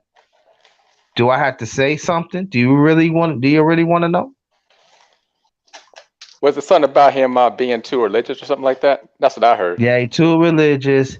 And he was talking about, because the guy that part of the front office of the Golden State Warriors, he was gay. Okay. I got you. And so he made some remarks, and so they, so what happened was they got homophobic and they let him go. But see, like Mark Jackson built that team. It's all about faith, and and so you trying to tell me a person that believe in God, you want him to have his beliefs to be secondary. That's what I'm saying, man. Homosexuality. Matter of fact, I'm gonna do a live about homosexuality in sports, man. How it really handicap the science of sports, man. What do y'all think about that before we continue to talk about Houston Rockets? What y'all think about it? Shall I do it? What y'all think? Hey, go right ahead, man. Go right ahead. All right. Okay. Cool. They just be careful, man, because you know how YouTube gets, man. I know. I gotta disguise it. Mm-hmm. I gotta disguise. So let's keep on talking about Houston. Go ahead, brother. Like, I don't know what's going to happen, if they're going to blow up the team or not, because you bring this young coach in here, you got 2 veteran MVPs who are ball dominant and basically don't want to look to the head coach, want to do their own thing. Mm-hmm. You're right. Like, if you get rid of Westbrook and Harden and bring in guys that can probably help the team, and he ended up building the team up to a championship contender and end up getting coach of the year, and next year and the offseason end up getting fired, and why guy come in and take all the credit, then I'm like, what the hell? He ain't the one who built the team up to the championship team. Why didn't you let the brothers finish it out? That dude in Toronto too. What's his name? Dwayne Casey. Yeah. Yeah, they did him dirty, man. They But did they him always, dirty. yo, they always treat us. I mean, black coaches like that. You know, Yep. was not new and stuff like that. I would tell you like this though. I think that the only way it's going to work in Houston, and you got two ball hand like my brother Lou was talking about. Now Philadelphia is trying to make a play for Harden to come to Philadelphia. Yeah, I heard about that. Is it going to be a trade or is it like it's a trade? They're Yes, trying to. I think they're trying to trade James Harden for Ben Simmons. for Ben Simmons, right? And also in the Knicks trying to get Tobias Harris too. He's in play too. But I think that Doc Rivers is going to keep him because he did play with Doc Rivers a few years ago when he was the Clippers, and Tobias Harris did have one of his best years, you know, when he played with Doc Rivers. So I think Doc Rivers is going to keep him. I believe that because, you know, they need a third scorer. But I think that if they bring in James Harden, I think that Doc Rivers is the right coach for him because he gonna let him know, listen, you got to move without the ball, you got to play defense and stuff like that. And you I'm got saying, this to me too. You right. can't be disrespecting me on that court. Right, and I'm saying like this: if they get James Harden, and they may be as a team, and James Harden look, he said, listen, this is James B, this is a B's team, and Jay Harden play his role, and then they put some more shooters around. I'm not saying this. I don't know how you gonna stop Philly. That's all I know. But yeah, I see what you're saying. But the thing is underrated. Doc Rivers gonna have a major problem. You still got Elton Brand, GM. Now you just add Derek Morey as the president of basketball operations. That's true too, because that means that Eric Brand ain't gonna really have no say so. That's what I feel, and that you right. That is gonna be a problem. But in the coach, but as playing though, if I would tell you like this. I didn't understand why you didn't get Elton Brand a job to be the president of operations. I didn't understand that. I'm like, why you bring this person in? You know, he proved he didn't really did nothing. He broke up the team. You know what I'm saying? And I'm saying, I'm looking at this too. You bring Daryl Morey in, he proud of what he's doing. And the Lennox, next thing you know, he get rid of Embiid, get ready to buy third, get rid of big man, so you can bring in 6'7", 6'8" guys to play front court, to play center. He gonna mess up the whole. I'm gonna tell you like this, but no, but I would say this though. I don't if it happened around Doc Rivers, no, I don't think Doc Rivers gonna fall for that. But I'm not saying that it can happen because it can, but under Doc Rivers, I'm saying like this though. If you're not gonna make a trade for Harding, that's gonna be a problem. And I do want to talk more about that problem in a few seconds. But I'm saying like this though, if you're not gonna make that trade, I know that Doc Rivers gonna say, Simmons, you gotta develop a jump shot. Right. You gotta have a jump shot. I don't have to be perfect, but I'm saying at least a 3-pointer, you gotta at least shoot about 35, 39%. Make a person honest. When he get that and get a jumper, it's done. It's over. Especially he's a lefty. In fact, I told you, if he ever get a jump shot, it's done. I'm telling you, there's no way you can hold him now because he got everything else instead of the jump shot, and he's still young. You know, he becoming an excellent defender. He can push the ball up and everything, and he just need a jump shot. And then you know he's going to get stronger, and he's still young. He's going to get stronger anyway, and he developed some move, turnaround hook, drop step, and all that. He got that already. If he get a jump shot, y'all, it's done. I don't see nobody. I don't see nobody gonna stop them. But get back to Houston, y'all. I want us to stay on this for a few minutes. That with Paul with Westbrook and Harden, if they still be in Houston, they're gonna cause a problem because this was out. This and then also I didn't understand why you let Capella left. Yeah, that was I a didn't stupid understand trade. that part. That's That's stupid. stupid. Yep. That is very stupid. That's the analytics, man. They know. True. Yeah. Analytics. Analytics gonna cost you a championship too. It's messed up the game of basketball. It's Agreed. like I didn't have a problem with the style of play they were playing in the 90s, in the early 2000s, but open up the analytics, they changed the whole game. Like, you remember that movie Moneyball? Yeah. Oh, yeah, that's part of analytics. Yes. Like, when they started doing it with Oakland, and Oakland started winning games, started doing good, they thought, oh, we can do it in every sport. We can pick this guy's going to stay in the lane. I'm like, come on, bro. That's not working. Exactly. Yo, let me say this. So let me get the announcements out the way. Welcome to my channel, The Underrated Darkness. Yours truly, the underrated one, the #1 grinder. This is Sports and Politics on the Darkness Roundtable Part 10. I want to thank the brothers that came and the ones in the chat. I want to thank y'all so much to enjoy this conversation. Welcome, Sonny Boxer Talk in the chat. Thank you. Thanks for coming. Everybody else and everything. And I want to thank y'all. So anybody that come in the chat, y'all want to join, men and women, feel free. It's open. I'm not gonna be here that long because I see. But I do want to. Matter of fact, man, I gotta go do something, man. Okay. Make your last remarks, please. But I know you want to talk about your New York Knicks, man, but the whole situation right there is never going to change to James Dolan sell the team.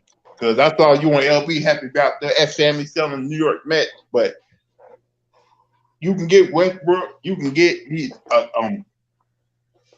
Carmelo, Chris Paul, but to the James Dolan sell that team, you're gonna have the same issues you've always been having. But the problem is the fans are still paying for season tickets. Are still paying to go to the Madison Square Garden. James Dolan don't care. Hey, I'm making money. I don't care. Y'all want to come here to watch this losing franchise? Yeah. I'm good. Yeah, but that's like the rest of the teams in NBA. But I can say one thing that I'm happy of LB. Shout out to LB. I want y'all to support his channel. The Met, no more wood ponds. Yay! They sold the team. I am happy. And at the ones they sold it to, they clean house. They clean out everything. I am so happy. Oh, Lord, I got me some liquor today. I'm going to drink on that shit. That's right. I think the Mets going to be on the move now. It's going to take some time. If you're going to get some liquor, bro, be careful going outside because you know those. No, I already got it. I'm just saying, those Trump reporters still pissed off. No, I already got mine. It's in the house. I'm gonna take me a sip for the Wilpons. I'm glad the Wilpons is gone. Like people say, "Who the Wilpons?" They're a long time family that owns the Mets for like almost 40 years and stuff like that. So they finally sold the team.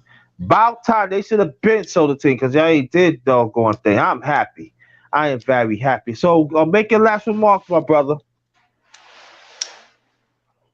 Who, me? Oh. Huh? Which one? Who? Me? Yeah, you. You say you gotta leave. No, that's Lou. Yeah, I want to say I gotta leave, man. Huh? I'm the one who said I gotta leave. I gotta go do something. That's what I'm saying. Make your last remarks. That's all I want to say. I don't hit on your little, New York Knicks real quick. That's all I want to say. Oh, okay, cool. Okay, my brother, you want to make your last remarks? Don't really got nothing much to say except I know we're happy that 45 is gone, but I would say don't expect anything different as far as our people go. Until he proves otherwise. Okay. All right. I want y'all two to stay there. Oh, Stools. Oh, Gideon. Oh, wow. I guess I got to stay for a minute. Gideon back. All right, what's up, Gideon? Welcome. What's up, Gideon? How you guys doing? All right, underrated. All right, Gideon. All right, y'all. I'm going. All right, peace, y'all. Peace. Welcome, Gideon. Welcome. Finally, you welcome. Thank you, guys. So yeah, everything's going well. You know, Biden's our new president, which I'm happy, and also the fact that, you know, back to the topic, you guys were talking about our New York Knicks. Yeah, James Dolan, he's not a good owner. He cares too much about money. He doesn't make the right coaching moves. I mean, you know what I mean? And you want to hear this? The Knicks have only made the play.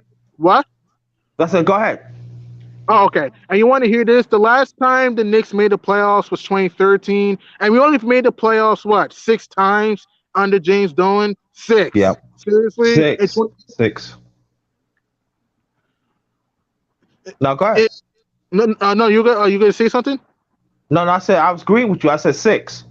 It's crazy. 2000, we went to the conference final, but we lost to Indiana. 2001, we lost to Toronto in the first round.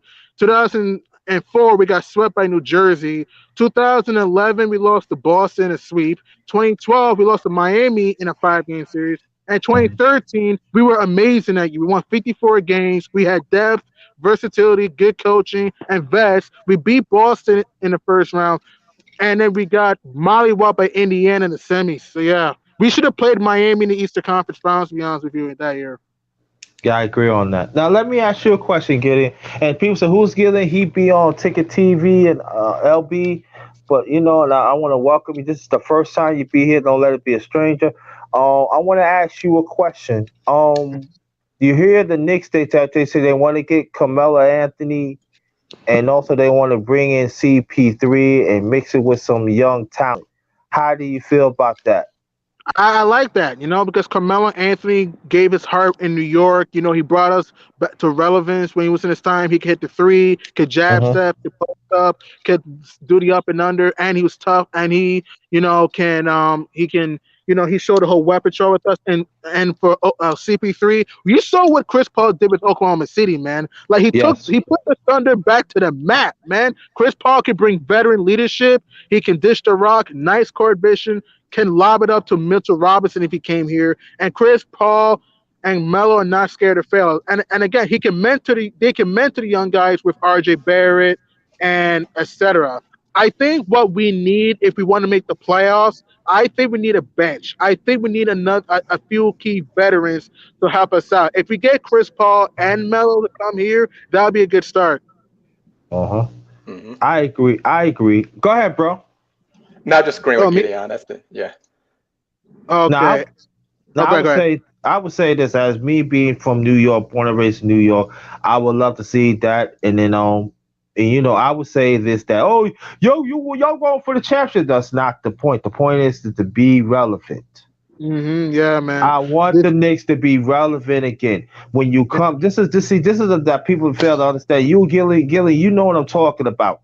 When you come to Madison Square Garden, this ain't no drop off shit. You're not gonna come here and just play 1 year and get another contract. When you come here, you're gonna want to come here. If you go, you know what I'm saying? We're gonna send a message. We're gonna body bag your ass, and you're gonna send your ass home. And I think that by Carmelo Anthony and CP3, if they come here, they will send a message that these young ones, listen, man, this is the Mecca, okay? You gonna come and bust you gonna come and play. You hear what I'm saying? And so there's a strong veteran leadership is sorely needed, despite Dolan. I get it. I don't like Dolan either. He needs to sell the team too, but you got to have cornerstones of a failing culture. We need that. Yeah, go ahead.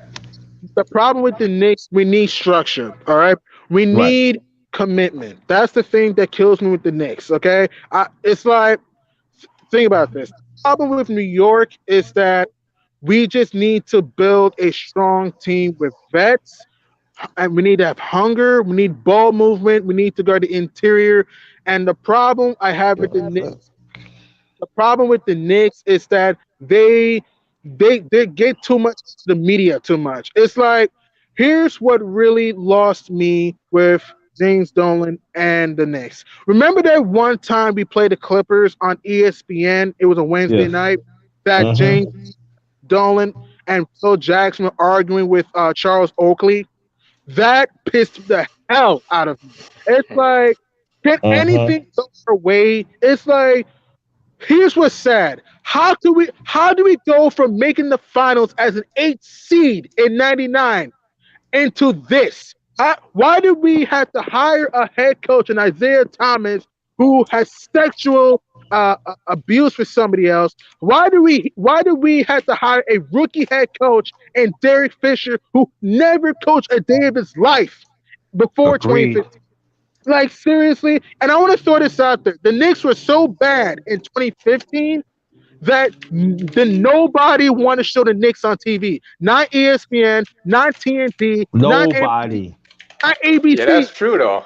Yeah, No, I ain't seen the Nobody. Knicks on TV in a while. exactly. We're talking about New Even- York, man. We're not even on national Me televised. from New York, and go more on your point, Gideon. Let's be honest. Let's be honest. You know what I'm saying?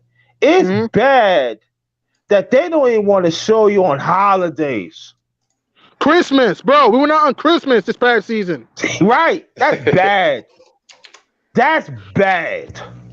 They rather show Atlanta. We see Atlanta sucks too. Right, but they want to show Atlanta to take the place of the Knicks. Come on now. Really? You know what that's sad. Yo, that's sad, B. Serious. It is, guys. It is sad. And it's like, it gets so bad. I remember one time we played the Rockets on TNT. Here's the crazy, right? The commentators were not even talking about the game. They were talking more about Knicks fans wearing bags over their heads. Think about that for a moment, okay? Inside the NBA was talking about Knicks fans wearing bags in the stadiums because we did not have structure. That was the thing. The Knicks were so bad. It's like, think about this. Check the schedule in the 2015 season. Look how many Knicks games were flexed off the schedule. Like, seriously? Wow. And here's another thing that kills me, right? The way Carmelo Anthony gets disrespected, he got disrespected by Phil Jackson, and also the fact that Kristaps Porzingis, he didn't want to be here. KP was given everything. He could hit the three. He could fly to the rim. He can block shots. He brought energy to New York, but he didn't want to be here anymore because of the way things were going in the front office. So we traded him to Dallas, man.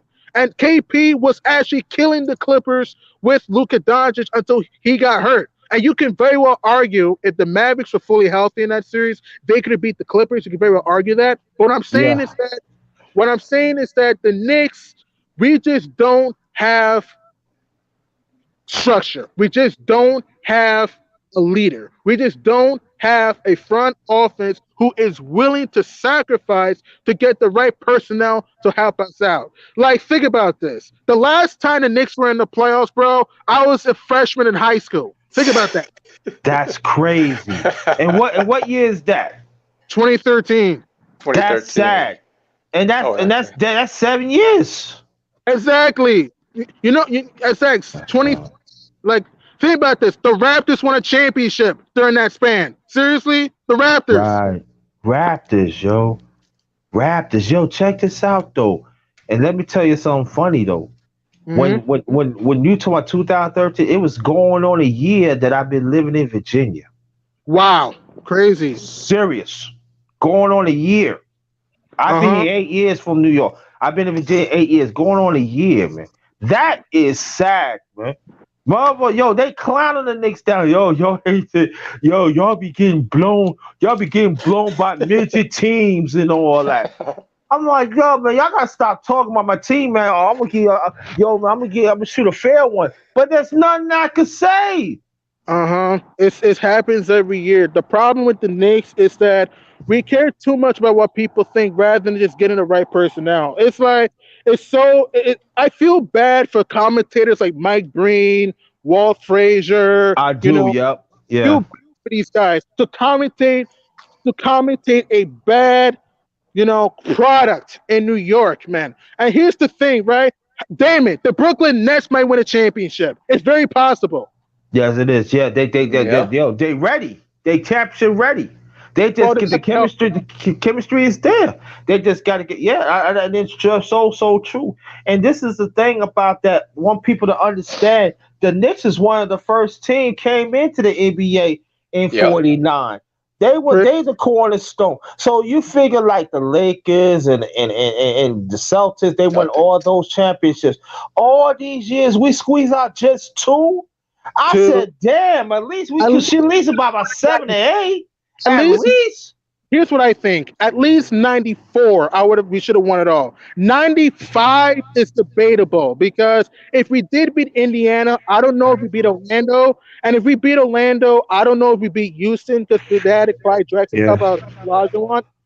96, Chicago existed. 97, I'm sorry. We shouldn't have blown that 3-1 lead to Miami. I'm sorry. Never. I agree. Now, I'm going to tell you the 94 one. Now, I remember 94 because... That went 7, right? Huh? 94, yeah, it did go 7. It did go 7. Yeah, and I'm going to tell you, and a lot of people don't want to get credit. Patrick Ewing was cracking Olajuwon. Huh? You think he was slowing down? Olajuwon? I thought Olajuwon played well. No, Olajuwon played well, but I'm talking about in crucial times. Patrick was holding his own. He did well. He did well. He did well. That a lot of people like that. He went head to head against them. He was not afraid of them. But I think what hurt the Knicks is they shooting. John Starks. Yeah, shooting, rebounding. What killed rebounding? They're right. The rebounding. They did not get timely rebounding at the crucial times. And then I understand why you left. Why you left? John Starks shoots 3 for 19. If you shoot 1 for 8, I'm taking your ass out. You got Hubert Davis came and hit 3 threes in a row, and you took him out. You could have kept Hubert Davis in. The championship was theirs. Was, man. And here's what's crazy. People don't talk about this. John Starks big threes, but here's what's crazy. Hakeem Olajuwon had the big block. Might have gone in, we would have won the series in 6. What do you think? Yeah, I see that. But I should say this, that Patrick was giving you 24, 12, 20, 22, and 11, 3 or 4 blocks every night. And I'm saying like this though. You should have kept Hubert Davis. I didn't understand. You had Ronaldo Blackman. You didn't use him. But you want to use damn John Starks, and he was jacking up damn bricks. It's like, for me, it's like, why you didn't take it to the hole, man?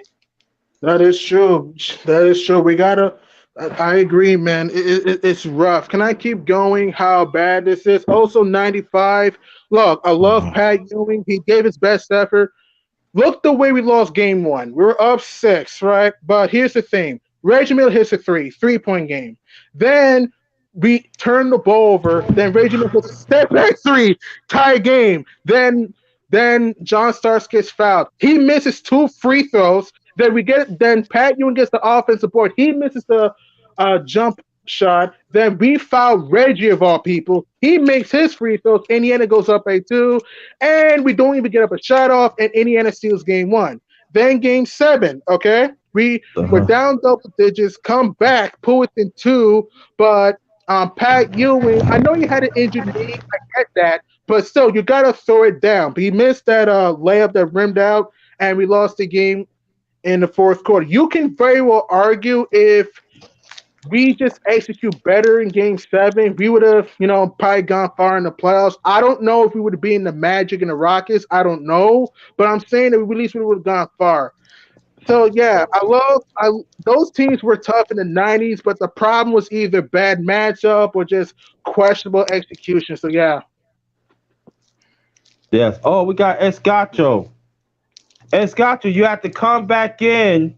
You have to come out and come back in because we can't get through. Oh, man. Yeah. Yeah, I would say that '94 Knicks team was probably their best chance to get one. They had it. It was in their hands. Yep. We should have won. We should have won. The problem was That weird. 94 should have won it. Yeah. 94 was ours. But what about Game 3? I think Sam Cassell hit the 3 ball at the left wing. We left them wide open. We were up by 2. If we don't do that, we would have won the series in 5. The way things were going. Yeah, I agree on that. Yeah, I agree.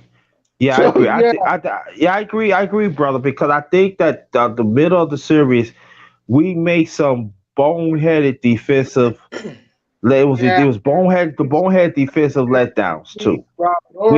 We did. Yeah, it was some questionable decision making. I mean, you gotta give Houston credit because Houston executed us. But I'm saying is that I felt that if we just made smarter plays, maybe use more pick and roll or pick and pop with Ewing or pick and pop with Oakley, and also maybe try to go to the hole rather than shooting jump shots, we would have probably beaten Houston in 94. 95, okay. I look at both sides here. I do think we should have at least made the finals. I don't know if we would have beat Houston in 95. I don't know, because with them adding Clyde Drexler, the Rockets were on a mission that year, so I don't know. But 94, we should have won that series. 99, that Knicks team had heart. The 8th seed going all the way to the finals. Yeah, I give them that. They was the first team. They was the first 8th seed went to the finals. Yep. We did. We had Sprewell, Houston, Charlie Ward, Marcus Camby. Marcus Camby. We had a lot of depth. We fought hard, but just that we just couldn't get past San Antonio because San Antonio just had a bit more depth and ball movement. But I thought we gave effort. It was nothing to be ashamed of. We fought, we competed in 99. It wasn't our time, but we competed though. Yeah. But I can tell you what this Gideon and the rest of everybody. Welcome to my channel, Underrated Darks. Y'all truly the underrated one, the #1 grinder. Welcome to Sports and Politics on the Darkest Roundtable, Part 10. We got my brother WWDN and my brother Gillian. Finally, he came to the channel, and we want to welcome him. Thank you so much. But I can tell you this: when Houston won back-to-back, the harder championship they got from is from the Knicks. But that next year, when they played against Orlando, it was easy. They made it so easy. I'm like, dang. Well, game 1 was hard. I think game 1 was hard. Yeah, I think game one took Orlando's heart. Yeah, but after that, Orlando got cooked. Yeah, they got cooked. I'm funny here. The Rockets did not believe in magic in 95. They didn't believe in magic. So, yeah, they swept them out of the playoffs. And, to be honest with you, I honestly think the Rockets would have won anyway. I know people say if Jordan didn't retire, the Rockets would have not won 2 rings. Here's what I think, all right? 94, I do think the Bulls win, but 95, I got to go with the Rockets because here's why. In 95, the Bulls, they had Jordan and Pippen, but they lost Horace Grant to the Magic, and they needed a center that can guard Hakeem in the post. I just think that with Chicago trying to 5-peat that year, if we did get to that moment, Houston was very deep with Hakeem, Clyde, Ori, Mario Elie, who hit the kiss of death shot in Game 7 against Phoenix, by the way, and they had a lot of depth, man. So I still think the Rockets would have won in 95 if Jordan didn't retire in 94. What do you think? I mean, 93. I think Escacho, I don't know what's going on, why you couldn't get in. You might have to keep on. I know it's StreamYards. It's not you, StreamYards. You might have to do it again. Come back, go back out and do it again, because I can't push you through. It said device is not connected. I don't know what's going on here. And so you might have to go back and be connected, do it again, because I tell the stream. Go ahead. What I think is this, that Joe, I feel that that's a good question. I think that 95, if the Bulls were to play Houston,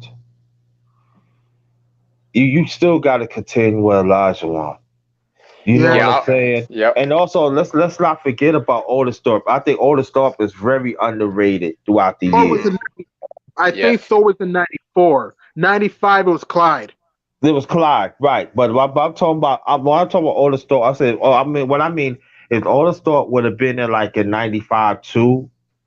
I don't think Mhm. the Bulls had a chance because you got to think Otis Thorpe was a solid player. He could hit the outside jumper.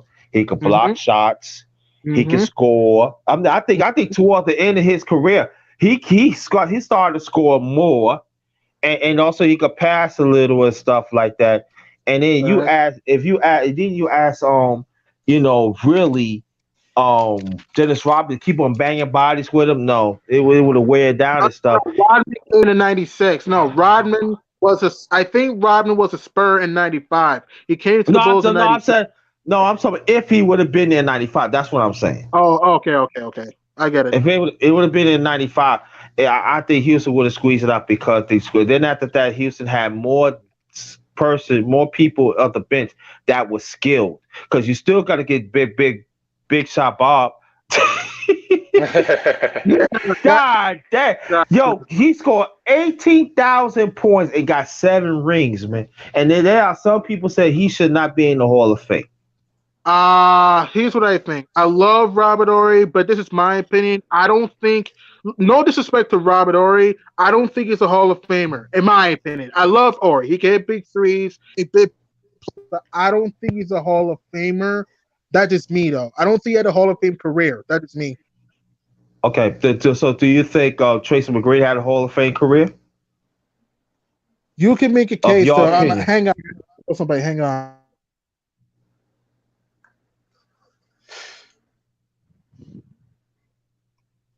Yeah, I might have to put Robert Ory in there just because all the big shots he hit, and he always came through in the clutch.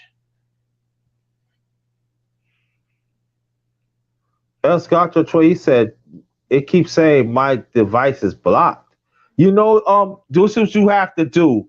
You might have to restart your phone and do it again. Restart your phone, Esgato 23, and do it again. You might have to restart it. Restart it and come back in, all right?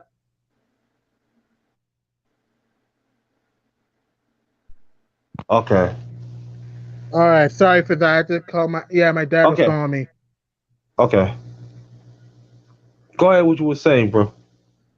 Oh yeah, I'm saying this. I love Robert Ory. He made big plays for the Spurs, Lakers, and the Rockets, but I don't think he was a Hall of Famer. That's just me. I mean, no disrespect to Big Shot Bob, but I don't think he was a Hall of Famer. That's just my opinion. Also, T Mac. That's tough though. I Yeah. like T Mac. He was versatile. He could hit the three, could create his own shot, could hit the mid range, and he could fly Yeah. to the rim. But he Right. had a lot. He had a lot of bad moments in the playoffs. He never He never got the first round. he never came out the first round. So this is what I'm saying, okay? Mhm. And I agree with both of y'all was saying this. And I want you to understand when I'm saying this. If we're gonna say that T Mac, right, belongs in the Mhm. Hall of Fame, but he never came out the first round in his prime. in his prime. Yeah. In his prime. He never came out the first round. But now we got Raul Horry. He won championships of 3 teams. Mhm. Okay? Yep. And he did hit big shots, but he's not just hit big shots. He had timeless blocks. He had steals. True. It's spare moments, right? Mhm. But he got 7 rings. Listen. He got Yep. 7 rings, and he got over 18,000 points. I'm saying is this, and I'm with y'all what y'all saying.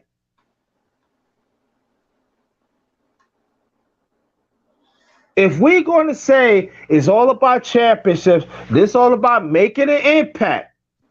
And again, I want people in the chat to understand this. I agree of the brothers up in the panel what they saying. I totally in agreement with that. But what I'm saying is this. If you put T Mac in the Hall of Fame, I'm not saying Horry should be first ballot Hall of Fame. Not saying that at all either. But down the road, like 4 or 5 ballot Hall of Fame, I can see that. But you put T-Mac on first ballot. Yeah. You put T-Mac first ballot. All I'm saying like this, he got 7 rings, dog.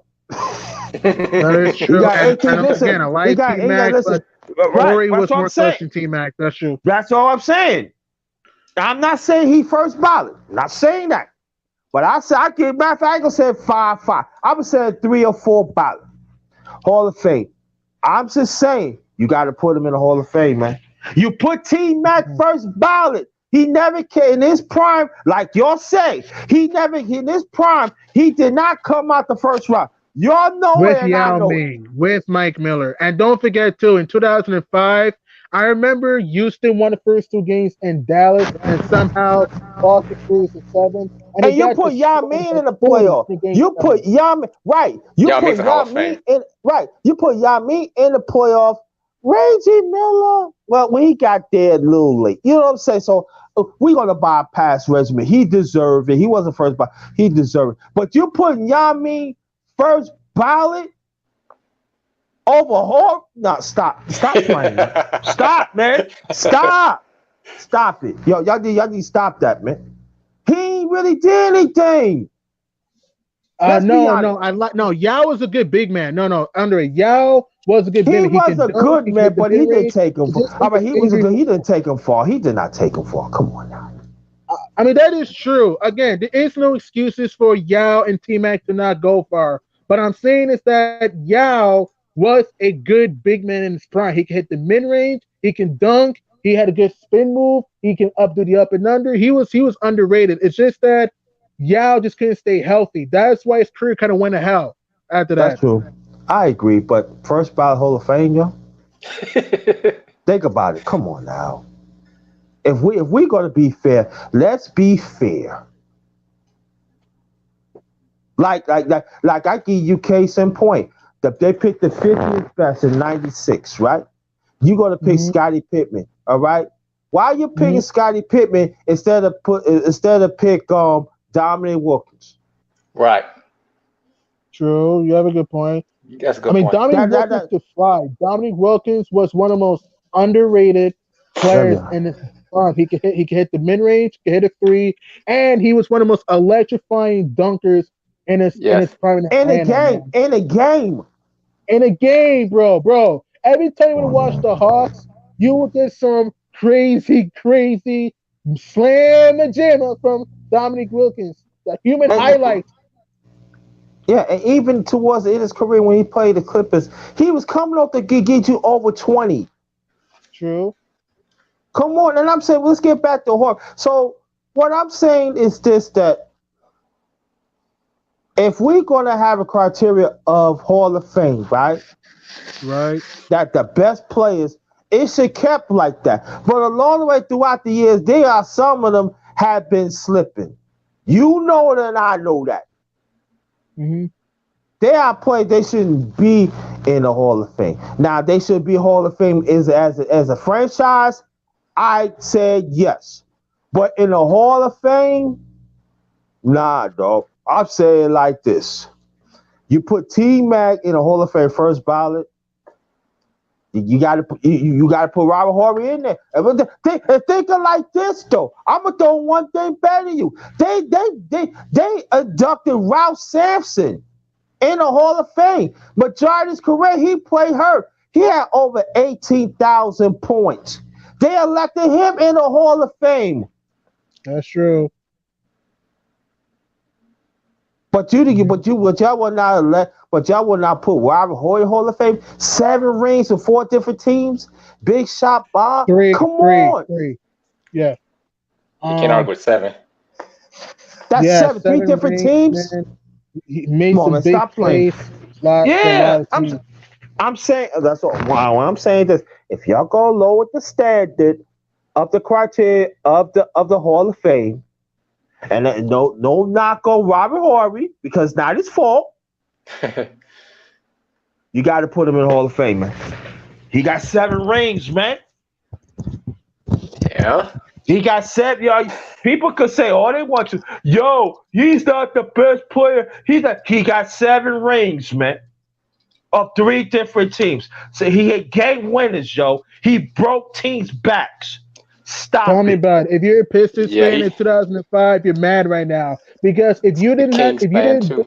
if you didn't double Ginobili in Game 5 when Detroit was up 8-2 and leave Mhm. Robert Ory at the left wing, you would have won that series. But instead, Big Shot Bob strikes again, hit a big 3 on Detroit, and San Antonio wins that series in 7.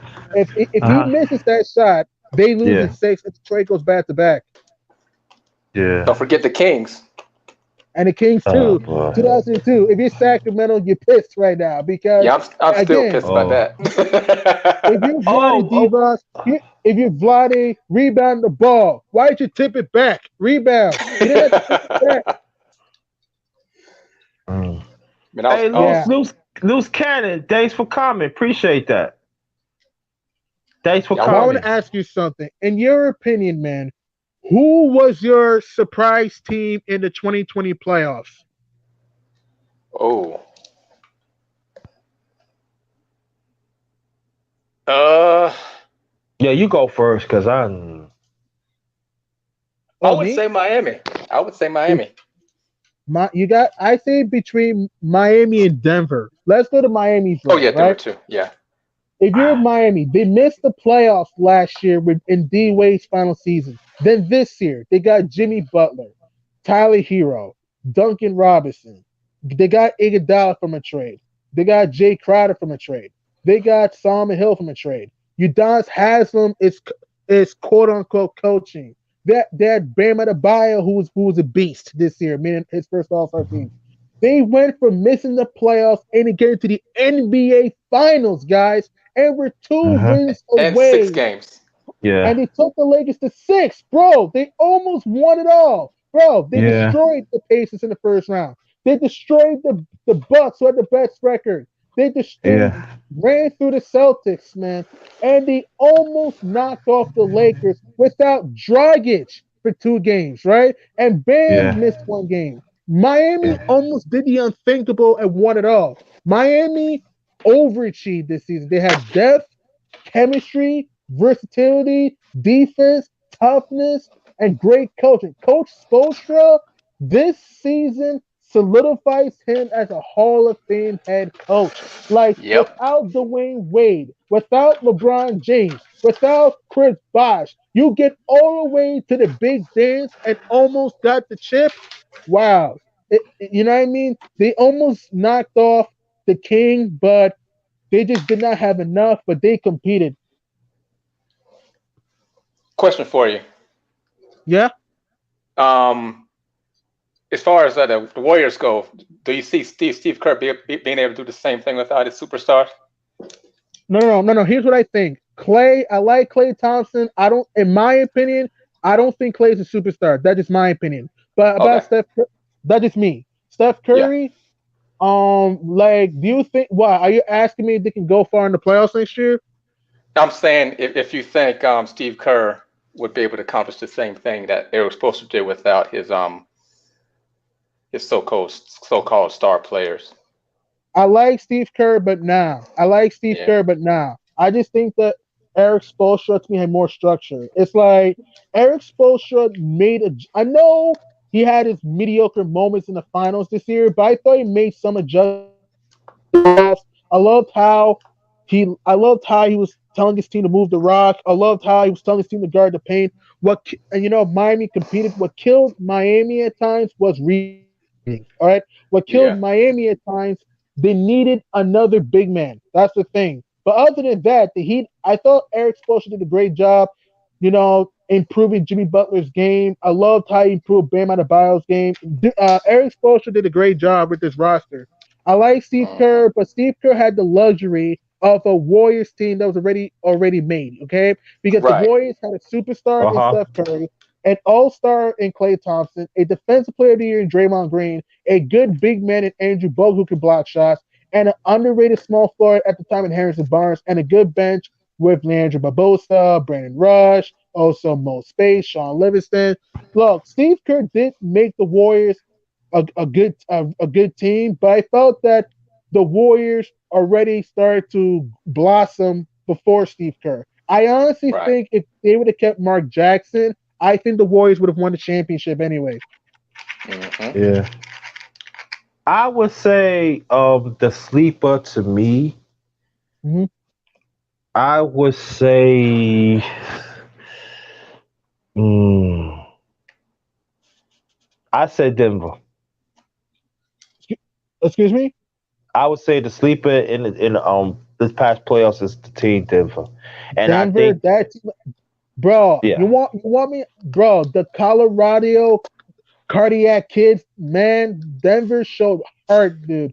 Down Yeah. 3-1 to Utah and LA and Yeah, that's steal true. those series. Unbelievable. Dude, the Nuggets had guts. They had depth. They had size, ball movement. The Nuggets showed pride, man. Bro, it was so unbelievable that they went all the way to the Western Conference Finals, beating the favorite Clippers. Many people thought the Clippers would get to the championship, but man, the Nuggets, man, they showed a lot of guts, man. The Joker, phenomenal. He can dish the rock, he can hit the mid range, and I loved how he can bang. Jamal Murray, he's a cool cat. He can hit the three ball, he can Yeah. create Yo, those shots. he's a superstar in the making, man. Yep. I mean, he's not a superstar yet, in my opinion, No, no, but no, he's no, no, getting no. He there said in the making. No, no, I'm talking in about the in the making. Okay. making. Okay. Yeah, And yeah, bro, yeah, Paul Millsap made big plays, hitting big threes, played good yeah. D, showed his veteran experience. And Gary Harris, he started off slow, but he started to come on against the Clippers, hitting big threes, locking up Paul George, Kawhi Leonard, and also also Michael Porter. Man, that dude's a beast. He can hit the three ball. He can fly to the rim. He just needs to just stay healthy. And also the Nuggets had Will Barton, bro. If they had Will Barton healthy, who knows, man? Yo knows. So let me. So I'm going to get ready to end this in a few minutes because I got to get me something to eat and get in. I want you. I want you to come back. I really do. And I want. They Mhm. said who's Gilead? I say he be on LB's He be on LB's platform and also Ticket TV. He breaks down sports very well. He's a good brother. I want you to go. I want you to go sub to him, and also I want you to go sub to my other brother that's on here and stuff. But I want to bring up one thing. Let me ask you a question. The Mhm. trade is going to happen. Is going to I think it's going to be some. I'm not going to say blockbuster trades, but I want to ask you a question. Who do Mhm. you think is going to benefit at the end, and also who do you think is going to take a run at the Lakers for the championship, East or West? All right. Let's go to the East. All right. To me, Yes. it's between the Heat and the Nets. All right. Let's Mhm. look. Miami has depth and versatility, but Miami needs a big man that can help Bam rebound the ball. Okay. For Brooklyn, they have the talent. They just need chemistry right now, and they need to work on their perimeter defense. They have interior D with Jared Allen and DeAndre Jordan. Okay. If Mhm. Brooklyn get more defensive guys, they can do something. So the Heat, it's between the Heat and the Nets that can challenge the Lakers in the East. In the West, it's tough. To me, it's between the Warriors and the Nuggets. Okay, I like Same the thing here. Mavs, but Mhm. Yeah. I think the Mavs are a year away. But the Warriors and the Nuggets. Let's go to Denver, the Colorado Cardiac Kids. They have big men that can dish the rock, that can push the pace, and they have shooters in the perimeter in Jamal Murray, Jeremy Grant, Gary Harris, who can hit the free ball, Michael Porter. But what Denver needs another shot creator off the bench to help out a Will Barton when he comes back. Okay, and they need more veteran experience for Denver. Mhm. For Golden State, they have a superstar in Steph Curry, an all-star in Clay, and a good defensive player of the year in Draymond Green, and they got Andrew Wiggins. You know what I mean? That and Eric Pascal, who's going to be nice in the future. But what Golden State needs, they need a big man like somebody that could contain Anthony Davis in the post, okay, and in for the perimeter, okay. And also Golden State needs a bench like they did, pre Kevin Durant. So the threats in the East are the Heat or the Nets, and the threats of the West are the Warriors and the Nuggets that could challenge the Lakers. Got you. Okay, brother. And then I go after that. Yeah, I pretty much agree with Gideon. I mean, I'll definitely say the Heat or the Nets in the Eastern Conference. Only reason I'll pick the Heat over the Nets, maybe because I don't know how the Nets are going to gel yet. So I kind of have to give the edge to the Heat in the East. In the West, definitely Denver, because they gave a problem last season, even though it only went to 5 games. It was 5 tough games. It was tough games, man. It was tough. It was close. And the Warriors, I would probably say the Warriors, but I got to see how Steph and Clay come back from their injuries. So I'll say top 2 are Nets. Heat and Nuggets. Okay. Now I'm going to put a spin on this. Okay. I'm gonna say this. I'm gonna start off the West first. I believe if they, like you said, get in Denver, get somebody that could be a decision maker off the bench, and I think like I did say it before, they definitely need a more veteran leadership that been in the playoffs, that get through the tough times. I think if they get that, I believe they're gonna go more deeper. I really believe, even past the Clippers. The second team in the that could contend. Oh boy, I would say Utah, but I would say this, that they got all the money. They gave the money to Donovan Mitchell. So I think for a while they're gonna be tapped out to get a big man. I think they need a big man. They get a big man, not score all that much, but could block shots and contend the middle. Because I think they got some pretty good forwards that could rebound and stuff, and they got a bench. But I think that's gonna hurt them is they don't have a big man that could start and also come off the bench. I think that's gonna hurt them. I think that, but I get it like a distant second of Utah. Now, I'm gonna go for a reach here. Okay.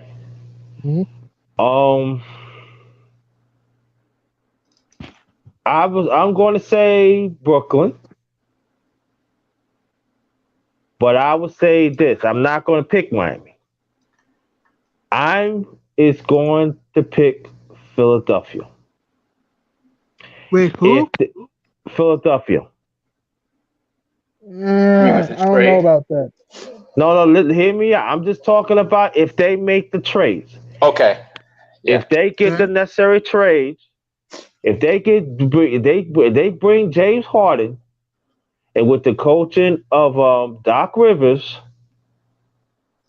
I'm telling you like this, they gonna cause havoc, because that means they have to open up for LB on 1-1. And LB is an excellent two-way player. But I would say this as a question mark too. LB got to be healthy. He better be, and he needs to perform in the playoffs consistently. And he got to perform. I know the Nuggets look good, but if you watch the playoffs against Boston, I thought he wasn't consistent. No, he wasn't. And I would say this, that he got to perform better in the playoffs. Just as James Harden too. So I would say that I could pick Miami all day, like this, but I would like to see. For me, I want to see how Doc. We already know Doc Rivers is a good coach. We already know that, but that's what I want to see. I'm not going to put like Miami there yet, because they need a big man, because. I don't know, but I'm saying like that they still shopping around and stuff like that. If they get another superstar, I could change my mind. I could change my mind off that. So I'm gonna leave it like that. So let me see. Other than that, I want to make your last remarks. I want you to state it to make last remarks, and I'm gonna close it out. All right, man. I'm gonna make this last remark quick because my phone's about to die. But it was great meeting with you guys. You guys know the game. You guys know sports. You guys break the game down very well. And what I'm saying, this will be a great season. This will be a great season. Because you have so many teams who can put up a great run next year. We'll just have to wait and see. Will the Lakers be the next dynasty? Who knows? Could the Brooklyn Nets could Brooklyn bring that championship that New York has been starving for? Who knows? Could Miami get redemption? Who knows? Can Golden State get their revenge and bring home the chip back to the Bay? Or can Denver, the Colorado Cardiac Kids, can they bring the chip to the Mile High City? Or for you, or can Philadelphia do the unthinkable and bring it home to brotherly love? We'll just have to wait and see. So, yeah, it was nice meeting with you guys. It was nice chatting sports with you. You guys know the game. I love how you guys break down the game. I hate these clowns you see on TV who just talk numbers and don't break down the game. But I love you guys. You guys are awesome. You guys are amazing. Thank you. And in the future, we can chat it up.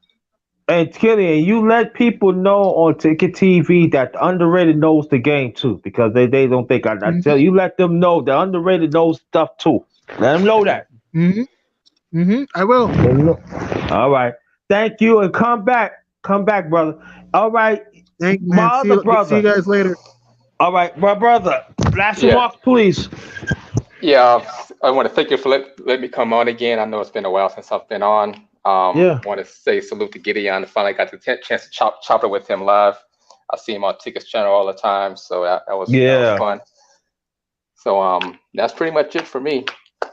Okay, you don't just stay right there. I mean to brag myself. Darkness knows some things. I know sports too. I could break down basketball. I could break down football. I could break down even baseball. But it remains that y'all will hear that. But I want to thank y'all for so much to participate of the sports and politics on the Darkest Roundtable Part 10. I usually at Part 10 I cut it off, but I'm gonna keep this going. I think this is something. I think this is something special. So I'm gonna keep this series going and stuff like that. And I'm just gonna say this, that the ones that go for Trump, I'm talking about our people, don't do nothing stupid, okay? And just I'm saying, us as a people, we gotta unite. I know you don't like Biden. I get it. I don't like the Mormons either. I don't like Kamala Harris either. Trust me, I'm with you on that. But let's unite as a people. Let's make sure. Let's do for ourselves. Because I'm letting you know right now, the alphabet people, and I'm gonna be nice, the one who have that has alternative lifestyle, they get first die first, and the immigrants they get first dies first. So they're actually letting us know as a people that we ain't gonna hardly get nothing. And I would say this: the black woman that some of y'all that disrespect black men, y'all gonna pay for that. Y'all know, especially in the Democratic Party, y'all say, "Oh yeah, we did this and that," and I know y'all happy and everything that you're winning everything, but just understand this. And I know black man is hearing me in the region and throughout this country. We heard how you disrespect us. And I'm letting you know right now, not even the Democratic Party could protect y'all or save y'all. Y'all gonna answer, y'all gonna pay very dearly on that. Y'all gonna pray dearly, because when you walk into righteousness, when you stand up for yourself, it matters.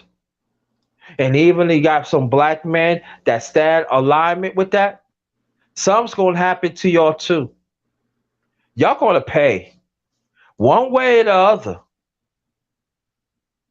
And I would say this: y'all could talk about Donald Trump if you want to, rightfully so.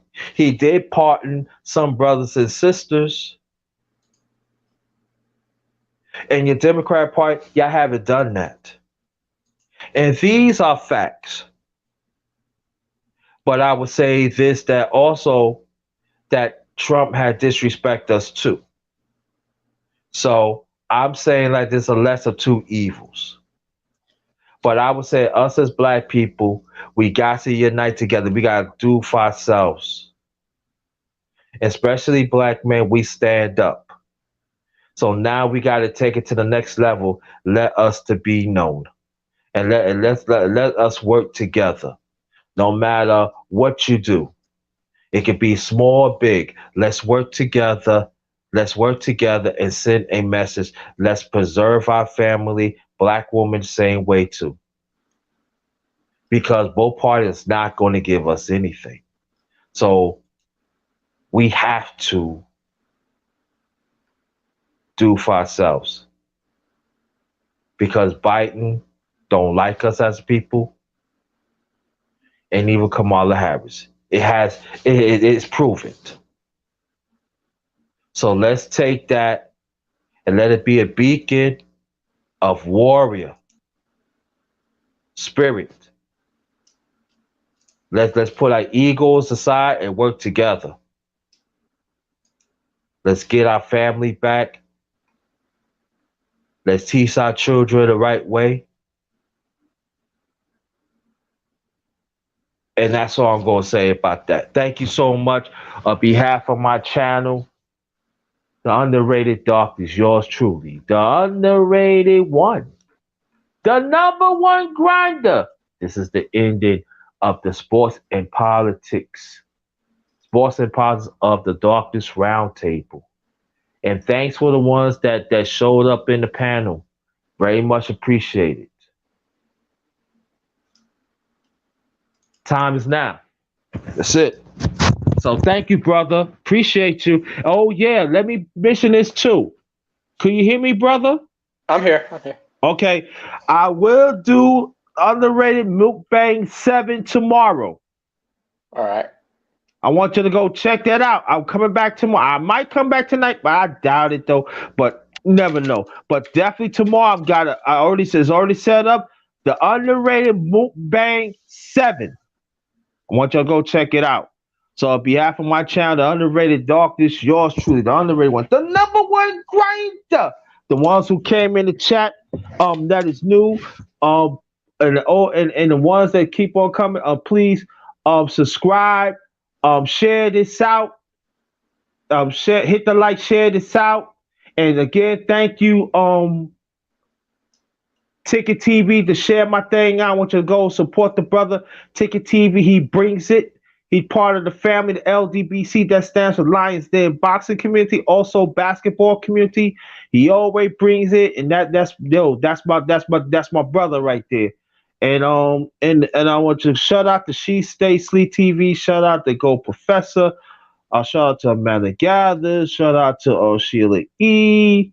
Shout out to Back to the Basics.